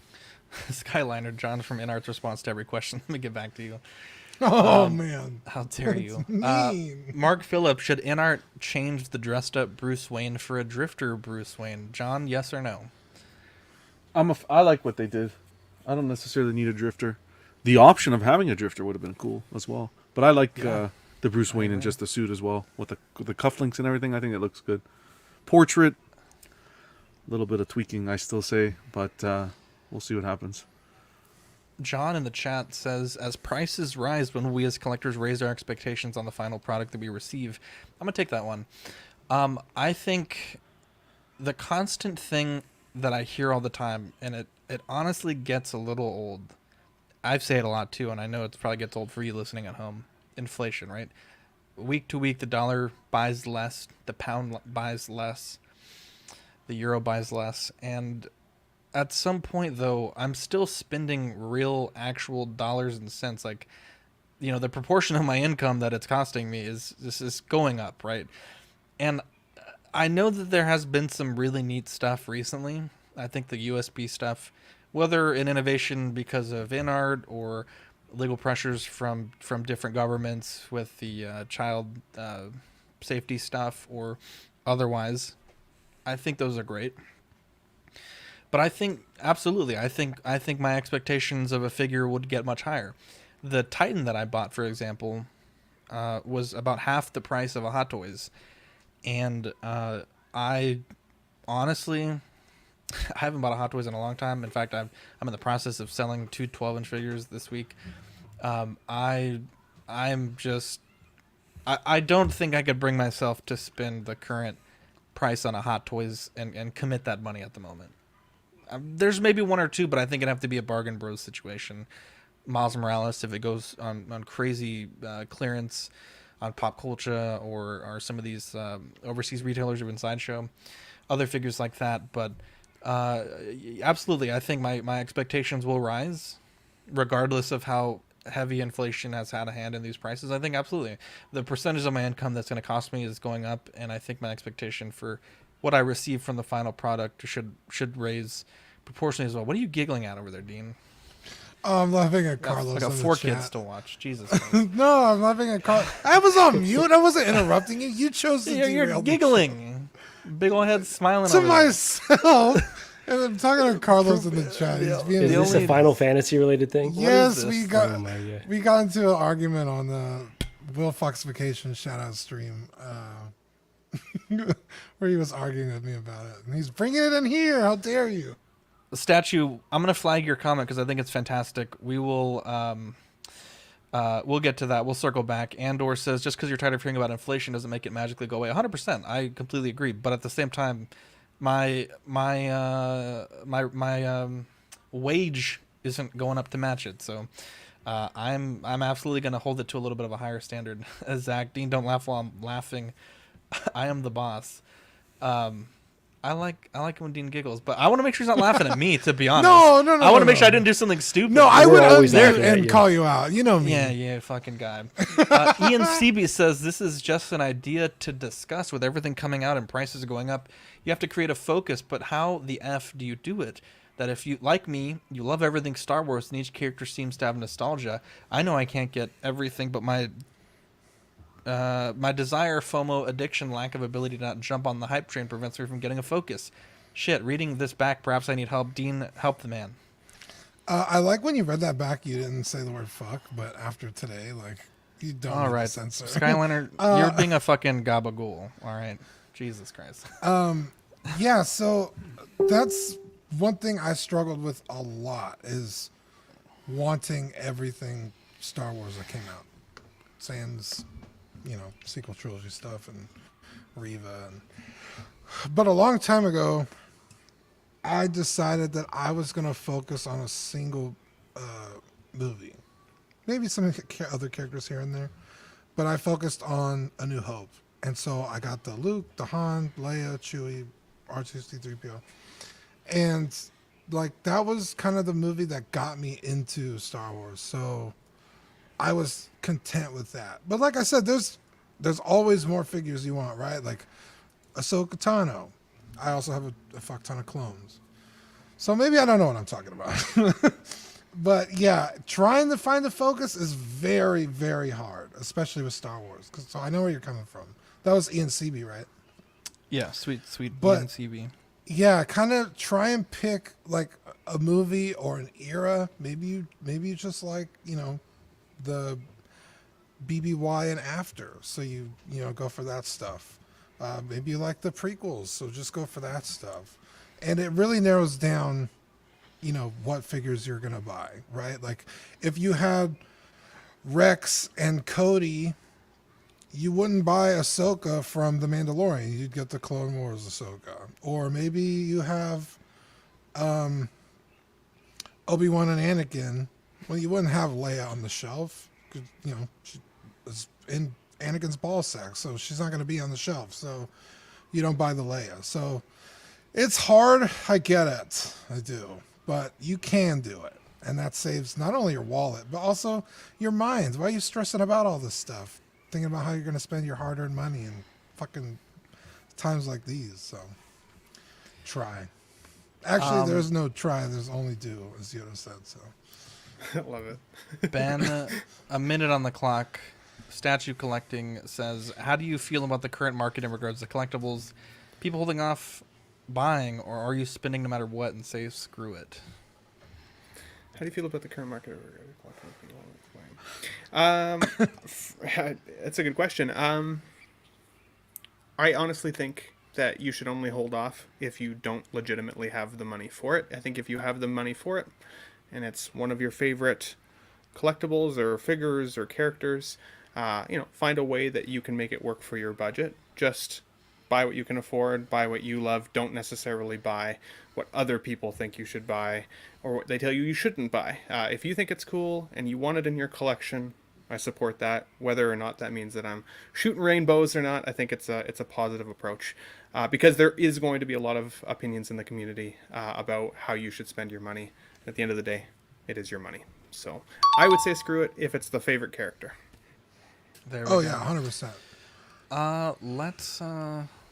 There's like my Guts figure. I spent way too much on it, but it's like for someone like John who doesn't like Berserk or Guts, like wouldn't even think about buying that. Give it figure. a second look. Yeah, for sure. But I'll fucking spend all kinds of money on it. Carlos, Dean, I have a video for you. Ask Marco. It's lovely. God damn it. Carlos account needs to be banned immediately. That's all I yeah, good. Speaking of banned immediately, we got the Chat69 best adult dating site. Sorry about that. I did screenshot the link though.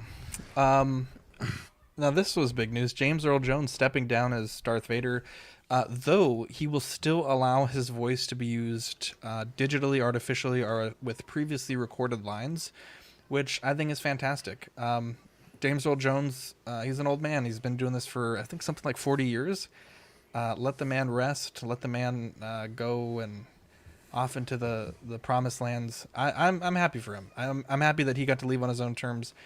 And I think we, as fans of Star Wars, are incredibly blessed to have had his amazing voice with our franchise for 40 years. Yeah. And I think also, I've seen this many, many times. I assume it is correct, but that he had recorded many lines, variations, like a lot of stuff, many hours of audio recordings, so that in the future, God forbid the day passes, they'll be able to extrapolate like the sound of his voice, and through the use of AI, they can kind of have Vader say the things that he needs to say. And I want to say in the Kenobi show, that's what they did for some of the lines, at least from what the YouTube, like things you may have missed videos would have you believe. So I think that's great, and I think DJ says it best here. He was able to leave on a high note, let the man rest. So I think that's incredible. I think job well done to James Earl Jones, and again, we were so blessed to have him for as long as we did, and we'll go from there. He was Vader. To me, he was royalty, the ruler of Zamunda. I love Coming to America. He's the best part of that movie. But also, 100%. That's super cool that he, was like, all right, I saw the Obi-Wan show. I'm getting the fuck out of here. Have you done Coming to America as a movie of the week? No, I think we need to. The second one we've done the second one. I don't know if we've done the first one. Oh, I haven't even seen the second one, but we got to do the first. It's terrible. Do yourself a favor and don't. Okay, I had until this point, and I love the first. So. If you love the first, do not watch the second one. All right. Our movie of the week, rather, show of the week by, was this by Marco or Ben? That was my pick. Yeah. Okay. Andor, the first 3 episodes, needs no introduction. The story of Cassian Andor before Rogue One. I will be honest, I was dreading to watch this show. Way too much. I had Merlin episodes piling up. I was fucking binging Dahmer. Damn it. Will you please, for the love of God, watch the show? Dean, they were piling up. It was like a pile up. It just kept piling. Dean. Anyways, I had too much Merlin to watch. I had too much Dahmer to watch, which, by the way, is incredible. Evan Peters absolutely deserves his second Primetime Emmy for this because, damn, that show is bonkers. And I just had too many things to watch on TV. But boy, first episode really bad. I was like, "Oh, we're in for one of those shows, eh?" Second episode piqued my interest, and by the third, I was all in, and I can't wait. I think the episode comes out tonight. I think the new one. I'm very excited. It's usually Wednesday, but I'm not sure with this show. Okay, so I'm very excited, to be honest. A lot of people said it was like a really gritty World War II film. I didn't quite get that from the first 3 episodes. However, I will say there is a ton of potential. Cassian Andor, a very gray character. He's not overtly good. He's not overtly bad. He's like probably morally a good guy that has to do some real shitty stuff, and you kind of see that in the show. The officer, I'll be honest, I don't know his name. The dude that looks like a Funko Pop in his head. He's got a real square head. Looks like Inspector Gadget. Fucking hate that guy. But that shows how good of an actor he is. Yeah. And also the big Chungus guy who actually looks like a Funko Pop. Love that dude. And it's funny the I guess he was in the Batman too, which I hadn't even realized. I didn't know that. He plays a cop in that. The duality because you know, I want to stay spoiler free, but there's a moment where there's a speech being given by the big heavy set guy, which #FatBoyFall, and it rallies the troops, and then Inspector Gadget looking dude is just like not able to live up to that, and it's so good. It's so good, and I think the only thing I'm concerned about is these 3 episodes absolutely would not have done well released week after week after week. They would have lost all momentum, I think, in my opinion. I hope that the episodes going forward aren't as reliant on 3-hour arcs, or 40 minutes times 3 arcs to get there, because I think that's a waste of a show. I think now that we've kind of set the plot up, we kind of know what's going on. I think if the episodes going forward are a little more self-contained in terms of we are introduced to a situation is resolved, and we move forward, I think that'd be fantastic. But I went from honestly thinking I'm gonna phone this in, I'm probably not gonna watch it. I got Merlin piling up, I got Dahmer piling up, to just fucking binging it in like what was it, 2 hours, 3 hours, something like that. Binging it from beginning to end. Couldn't wait, and I was upset. I thought for some reason there was 4 episodes. I was bummed that there was only 3. So very high recommendation thus far. I would give it at this point probably a little less good than Mando, but very, very strong in terms of the Disney Plus shows that we've seen thus far. I think this is good, and I'll be honest, I don't give a fuck about Andor. Like Cassian Andor, I don't care about that character at all. His character kind of sucked in Rogue One, right? He wasn't the best. The actor's name, Diego Luna, correct? Yeah. Fucking just falls right back into, like, I mean, it's incredible. I think he is Cassian Andor. Like, it's really good. And I know from I guess like the trailer or the teaser or whatever they call it for a TV show these days, I know there's going to be some characters that are like a big part of the Star Wars universe, but I just don't want this to be a thing where every episode, like some random person, like we complain about this a lot. There's like 12 people in the whole galaxy. I want this to stay fairly away from some of these big name characters, and I know there's one that's going to be coming soon, but I hope that they can kind of keep where they're at, because it's really good, and honestly, fucking really, really solid first 3 episodes of a show. And when you said that, I kind of reminded me of young Leia, who personally didn't connect very much with me. And yes, we have young Andor, but the fact that he's speaking this indigenous language kind of like gives us a little more separation. And yeah, I want no more young Leias. I thought I was watching Prey again. Hey, that's not a bad thing, bro. John. I was like, what the fuck? My subtitles are working on this either. I'm trying to watch fucking Prey, and I don't. That got me too. I don't speak 100%. Fucking Comanche, and I'm trying to watch this shit, and I'm like, oh, well, como estas? What is this?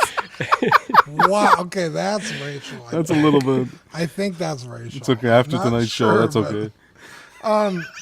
Yeah, this, like I said earlier, and kind of what Zach just said, it took all 3 episodes to get going. The flashback scenes I could have done without. Like, I don't really... Bro, I'll be honest, I skipped a lot of those. They were way too slow. I just really don't give a shit how Andor got here. I just want to see this adventure, you know? But It's Dean, like, I think the flashbacks are going to be important to like a larger conspiracy plot later. So maybe. Just something to think about. Yeah, and you know, if that rings true, then hey, like I'm all for it. But dear God, like it just, I was just like, can we go? Can we get this going? The show, pretty good. I loved Diego Luna coming back as Andor. That is a character I really liked. And I know a lot of people are like, oh, you didn't spend enough time with him in Rogue One, which is true. So I'm glad that we're getting this. 0 expectations right? Because we have this idea of Obi-Wan in our head, or Boba Fett, right? And so our expectations are a little higher for the show, and we, want greatness, and, if they didn't deliver. But this, I don't know what to expect. So even if it's like kind of dog shit, I might not mind, I hope that's not true. But that being said, can we talk about Bix, please? Bro, You took my main fucking talking do point. unspeakable things to Oh Bix. my God. I don't think I've ever. Bro, she just is stacked, bro. Dude, just immediately on screen, she gets up. She's like working on this car or whatever it is. Speeder. Busty, Sorry. bro.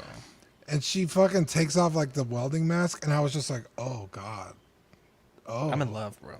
Immediately. I was like, marry me, please. How the fuck is she so small on this poster? Come on. Put her like Bro, just as right? large as Andor. Can Come we on. just get a Bro, Bix, larger. Star Wars Bix, please? Like of her Bix, a working Star as- Wars story? I'll take that any day, bro. Yeah. But yeah, Zach had pointed out a scene with the, let's just call them rent-a-soldiers. Yeah. And like they're kind of like not wrong to be in the position they're in because of some things that Andor does, in episode 1. And granted, he wasn't wrong in that situation, but it still doesn't kind of change the fact that in these guys' eyes, Cassian's a bad guy, and they think they're in the moral high ground, if you will. I think this is intentional, but it feels like mall security leading you on a high-speed chase on the freeway. Like they're out of their depth. Definitely out of their depth. And like you figure that out real fucking fast. Like, holy shit, like Cassian's just like one guy. And kind of like he's not a soldier at this point. He's just a dude, right? Like maybe in this universe people have like a basic like, battle readiness, if you will. Everybody walks around with guns and blasters. So it's not out of the realm to think that these people are kind of prepared to fight on a day-to-day basis. But I mean, you're talking about like actual, like kind of trained soldiers, if you will, coming in and getting the fucking floor mopped with them. But yeah, it was kind of cool. It was kind of cool because it was like, well, these guys aren't really bad guys. Cassian did something that's kind of fucked up, and they're kind of, right to be coming after him. Now, say what you will about what Cassian did and whether he's right or wrong. But it was just a cool kind of moral gray area on like who's really right or wrong here. It was really, I like that duality to the whole, that one episode specifically. But yeah, it was great. I really, really enjoyed it. I'm really excited to see where it goes. So here's Just really excited to see Bix, to be honest. Oh, dude, more Bix, please. Yeah, I'm enjoying. I started too, enjoying it. I got to about mid, and I got to right when it starts getting good. God damn it, John. The third episode. What do you want, man? I did what I could. Two and a half is not bad compared to watching nothing. It's fun. It's a good. It's the best thing since Mando, I think. In my opinion, I like it started off a little slow, but I like how it goes back and you kind of see where he started as a kid, as a boy, and how he was found, and I like that, going back to the roots. But like we were saying, when they were, it reminded me of Prey, with the tribes, and not only that, when that Rent-a-cops you guys call him, when he was giving his speech, I felt like I was watching The King. Oh, come on. that was the King speech was way better. Both speeches were good. Yeah.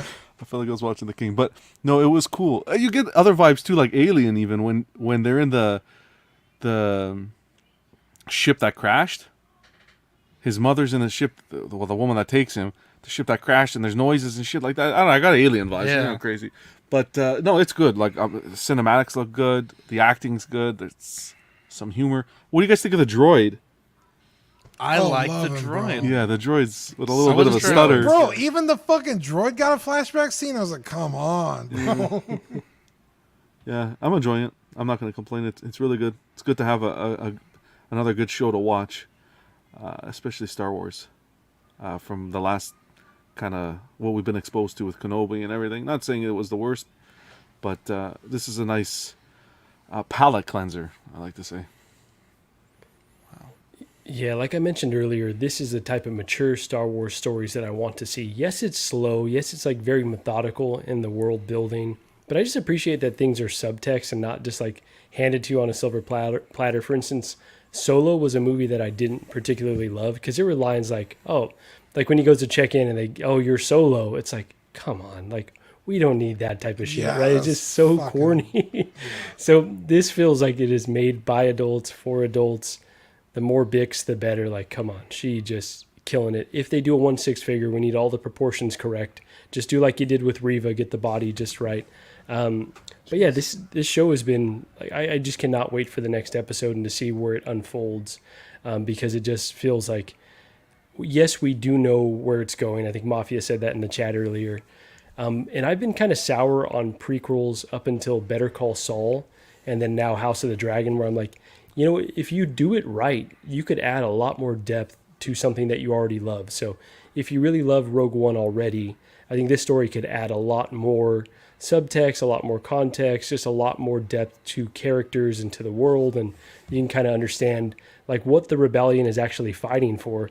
You're seeing a world where these folks are just so oppressed, like, you know, standing in line, no opportunities. It's very real world stuff, honestly. It feels, you know, just like very relevant and of our current time. So yeah, I can't say enough positive things about it. And again, yes, it does start slow, but if you're starting with episode 1, just see it through all the way through episode 3 and then make your decision after that, whether you want to continue or not. Great points. I started watching this episode in bed last week, and I got through fucking shocker. About an episode and a half, and I did fall asleep. Full disclosure.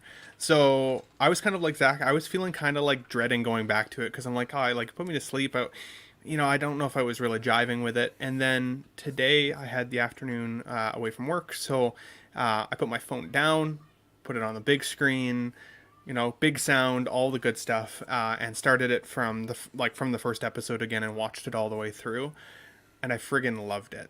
So my recommendation to anybody who's interested in picking up the show that hasn't started it yet, don't go in with distractions. I had my phone in hand, my fiance beside me. Clearly there was way too much going on for me to pay attention, because it is a very slow build, especially for those first 2 episodes.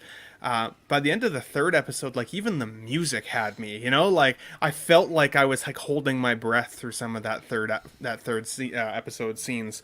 I think it's cast really well. I think the world feels really, really lived in. Like, it to me seems like this is a legit place somewhere, which I thought was awesome. I love seeing the routines of different characters throughout the world that we haven't even been necessarily introduced to yet, like the bell tower guy. How clearly he's got just this ritual of how he, you know, chimes the bells, right? Thought it was really cool that way. Because I was in kind of the same boat. I didn't love Cassian Andor in Rogue One. By the end of the 3rd episode today, I was like, I want to go back and watch Rogue One again. I want to get refreshed on that film again. It's been a couple of years since I've seen it last. Totally think it's worth the investment. And I agree with you guys. I think this is the best show since Mando. It's already got me more excited for the 4th episode than I feel like a lot of the Kenobi episodes had me feeling, even though like Vader was in it and Anakin and like so many cool things that should really truly suck a Star Wars fan into the fold, right? This has a whole bunch of people I've never even heard of before and only really saw Cassian, you know, in one movie, and it's got me like stoked for this next episode. So Can we talk definitely worth it. That fucking dingus Tim, bro. He does not deserve that queen. Tim was a fucking gabagool eating fool, bro. He pissed me off. No spoilers, but dear God, thank the Lord. What an idiot, bro. I saw somebody crop the face of I don't know who it was. I'd give them credit otherwise, but crop the face of that officer you don't like onto a Woody body. And like a Woody from Toy Story, and man, I was like, actually, he'd make a great Woody. I'm not gonna lie. Just try to think if you were in his position, you're getting it from Bix. this tall, dark, and handsome guy keeps showing up, taking her attention away from you, of course you're going to call, the authorities on him to get him. Fuck, Marco. I don't think that's that big. That happens in the first episode, right? Anyways. Here's a spoiler. Cassian dies. Oh my god. That's true, he does, just now. Andor stands for... Yeah, exactly. Hopefully, where is Bix? Is she okay? Is she all right? Dean, can we hear from the pillars, please? Anger, you killed her. Yeah, a huge shout out to the 3 pillars.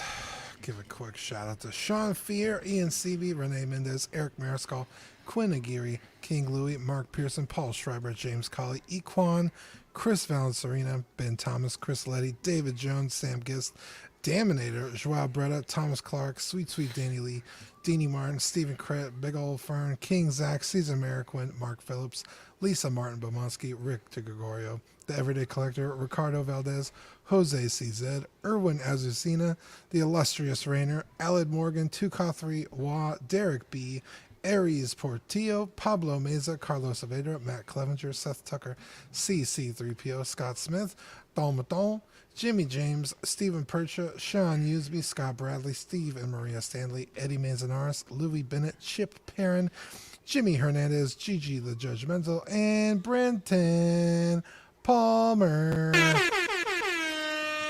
What a bunch of angels. You love to see it. Our October Patreon benefits for Halloween, as it were. 2 Hollow stickers. We got the Does Anybody Work Hollow sticker and the Halloween Dean sticker. Very cool.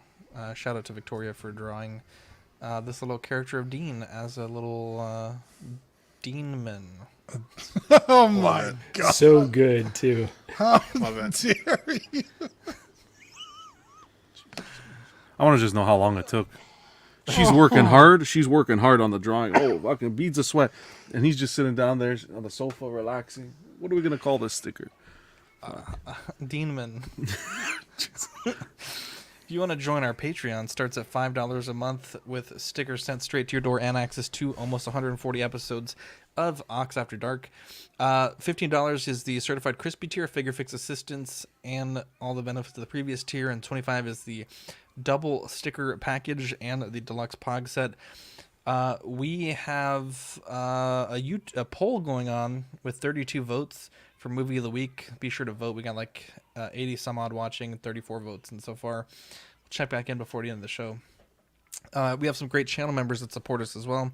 Mojo Z78, Absolute Irwin, Test Just One, DK Avenger 702, OMFG Rick, S Beam, Andres IB, Jaminator, Sam Gist, Thomas Clark, Benjamin Hansen, Chris V, Big Ol' Fern, OG Fan, Bamet, Mark Pearson, Ben Thomas, Paul Schreiber, Andrew Gibo, CC3PO, Lemur Hernandez, Carlito, CT603, Eddie Money Mendez, Luke Fredericks, and Sia Dreams. Dean, I feel like you're really proud of yourself there. What do we got? Nicolio the Great just sent it to me.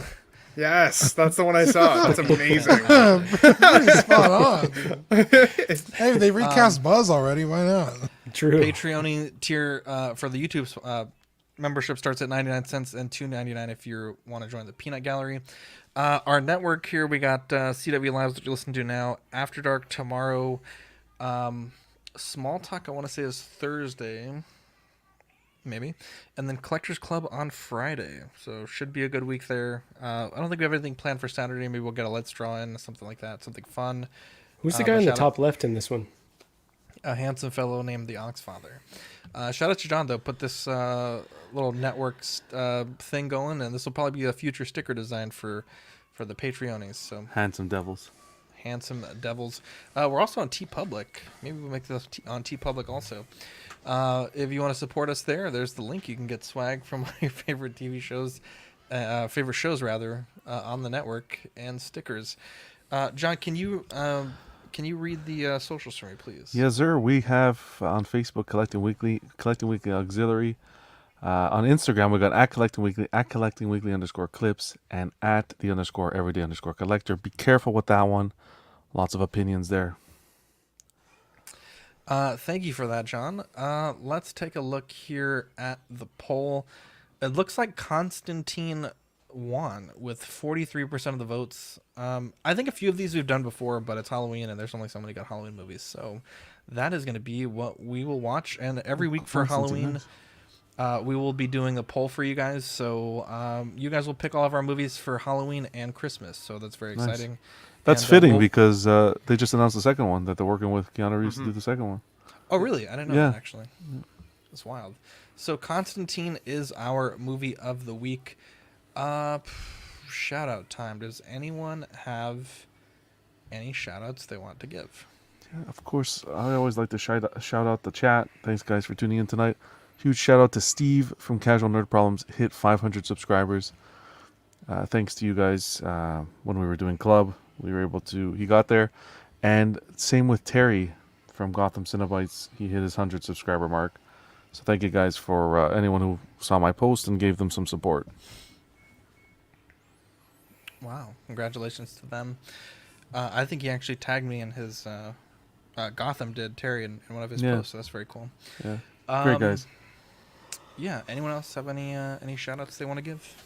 Quick shout out to Louis Rodriguez Santos. He gives me 100% my daily dose of Star Trek news, pictures, funny GIFs. Like, if it's Star Trek, he gets it to me every day. It makes me smile. I appreciate that. One of the best parts of the community is getting to meet cool people around the world. So he's my Banff of the day. Tukatri, baby. He's a good guy. We were talking today about landing on Flight Sim. All the weather is real life. So when there's a hurricane, the hurricane is in the game.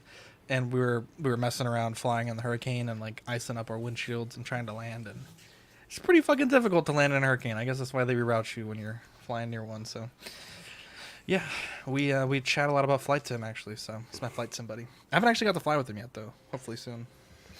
One more shout out from me. Almost T-minus 1 week till OxCon. So it is almost upon us and really looking forward to it. Yeah. That's exciting. Yeah, so I don't know if Zach saw this in the chat or not because he didn't say anything. Fucking guy. But anyway. Well, because there's fucking too much side conversation going on. No, this was earlier in the day. Event. This is earlier in the day. Fucking. Okay. You guys hear what like, I hate this guy. Excuses already. It's like we're babysitting a child, right, guys? So tomorrow is After Dark. It's a normal show. But next Wednesday will be October 5th, which is the Wednesday before Marco and Danny and Mark Pearson get here. So it'll be an OxCon pre-party on After Dark. So hopefully anybody and everyone that's coming to OxCon will be on there. We're going to talk about what we're going to do, what our plans are, and just, shoot the shit and have fun. And it'll be the first annual OxCon next year. We'll see how it goes. It does need to be like an annual conference. I'm not going to lie. That sounds awesome. Be dope. As long as Mark Pearson doesn't do something crazy and just get it canceled for good. I'm so worried about it, bro. I cannot Manny said someone needs to message me the Ox thing info. I'm sorry. I forgot to add him to the chat. But I did ask Manny to join in on the festivities, so Manny will be there. Okay, good. Because I specifically asked about you, Manny. You did. Apologies you were like, for what about Manny? And I was like, what about him? You're like, I fucking want to see Manny. Wow, what the fuck? Because I love Manny. I was like, yay, you're That's right. true. Manny's a fucking OG. And I miss him every day. Let that be known. Manny, actually, still watching. Not only that, I thought about him today, in fact. Sorry. Manny invited us, to an event. I don't know. I guess we don't have a formal plan just yet. But we might do a pumpkin carving. Yeah. And do like a vlog, as the kids say. Well, they just say vlog. Well, it's a vlog. Because you have a log and then you have a vlog. I mean, come on. Well, what's the V? Video, baby. Yeah. I was hoping you wouldn't know. Are you fucking kidding? Anyway, well, you could be kind of a dingus sometimes. Well, you're a fucking guy. Like, I always put IIRC. And he was like, I don't know what that means. And I was like, really? You fucking liar. You son of a bitch. What? I did that, and you always say, what does that mean? I put FWIW, and you're like, what does that mean? I'm like, yeah, for what it's worth. I don't think that's what happened. You fucking stupid idiot, bro. Fucking hate you. You literally just took exactly what you do and said, I did it. You stupid slut. You ignorant slut. Oh my god. That was way better than I could have fucking hoped for. Oh my god. Do you want to say something? I'm to gonna the have to people clip watching? that. That's fucking amazing. My daughter's running around this room dressed like a hooligan. She acting. She wants. Okay. Say bye to the God. people. Say bye to the people at home. Hurry up! This is your chance to be famous. No. Okay. All right. Well, I am Zach. I'm Dean. I'm Jonathan. I'm Marco. And I'm Ben. Catch you on the next episode. Bye.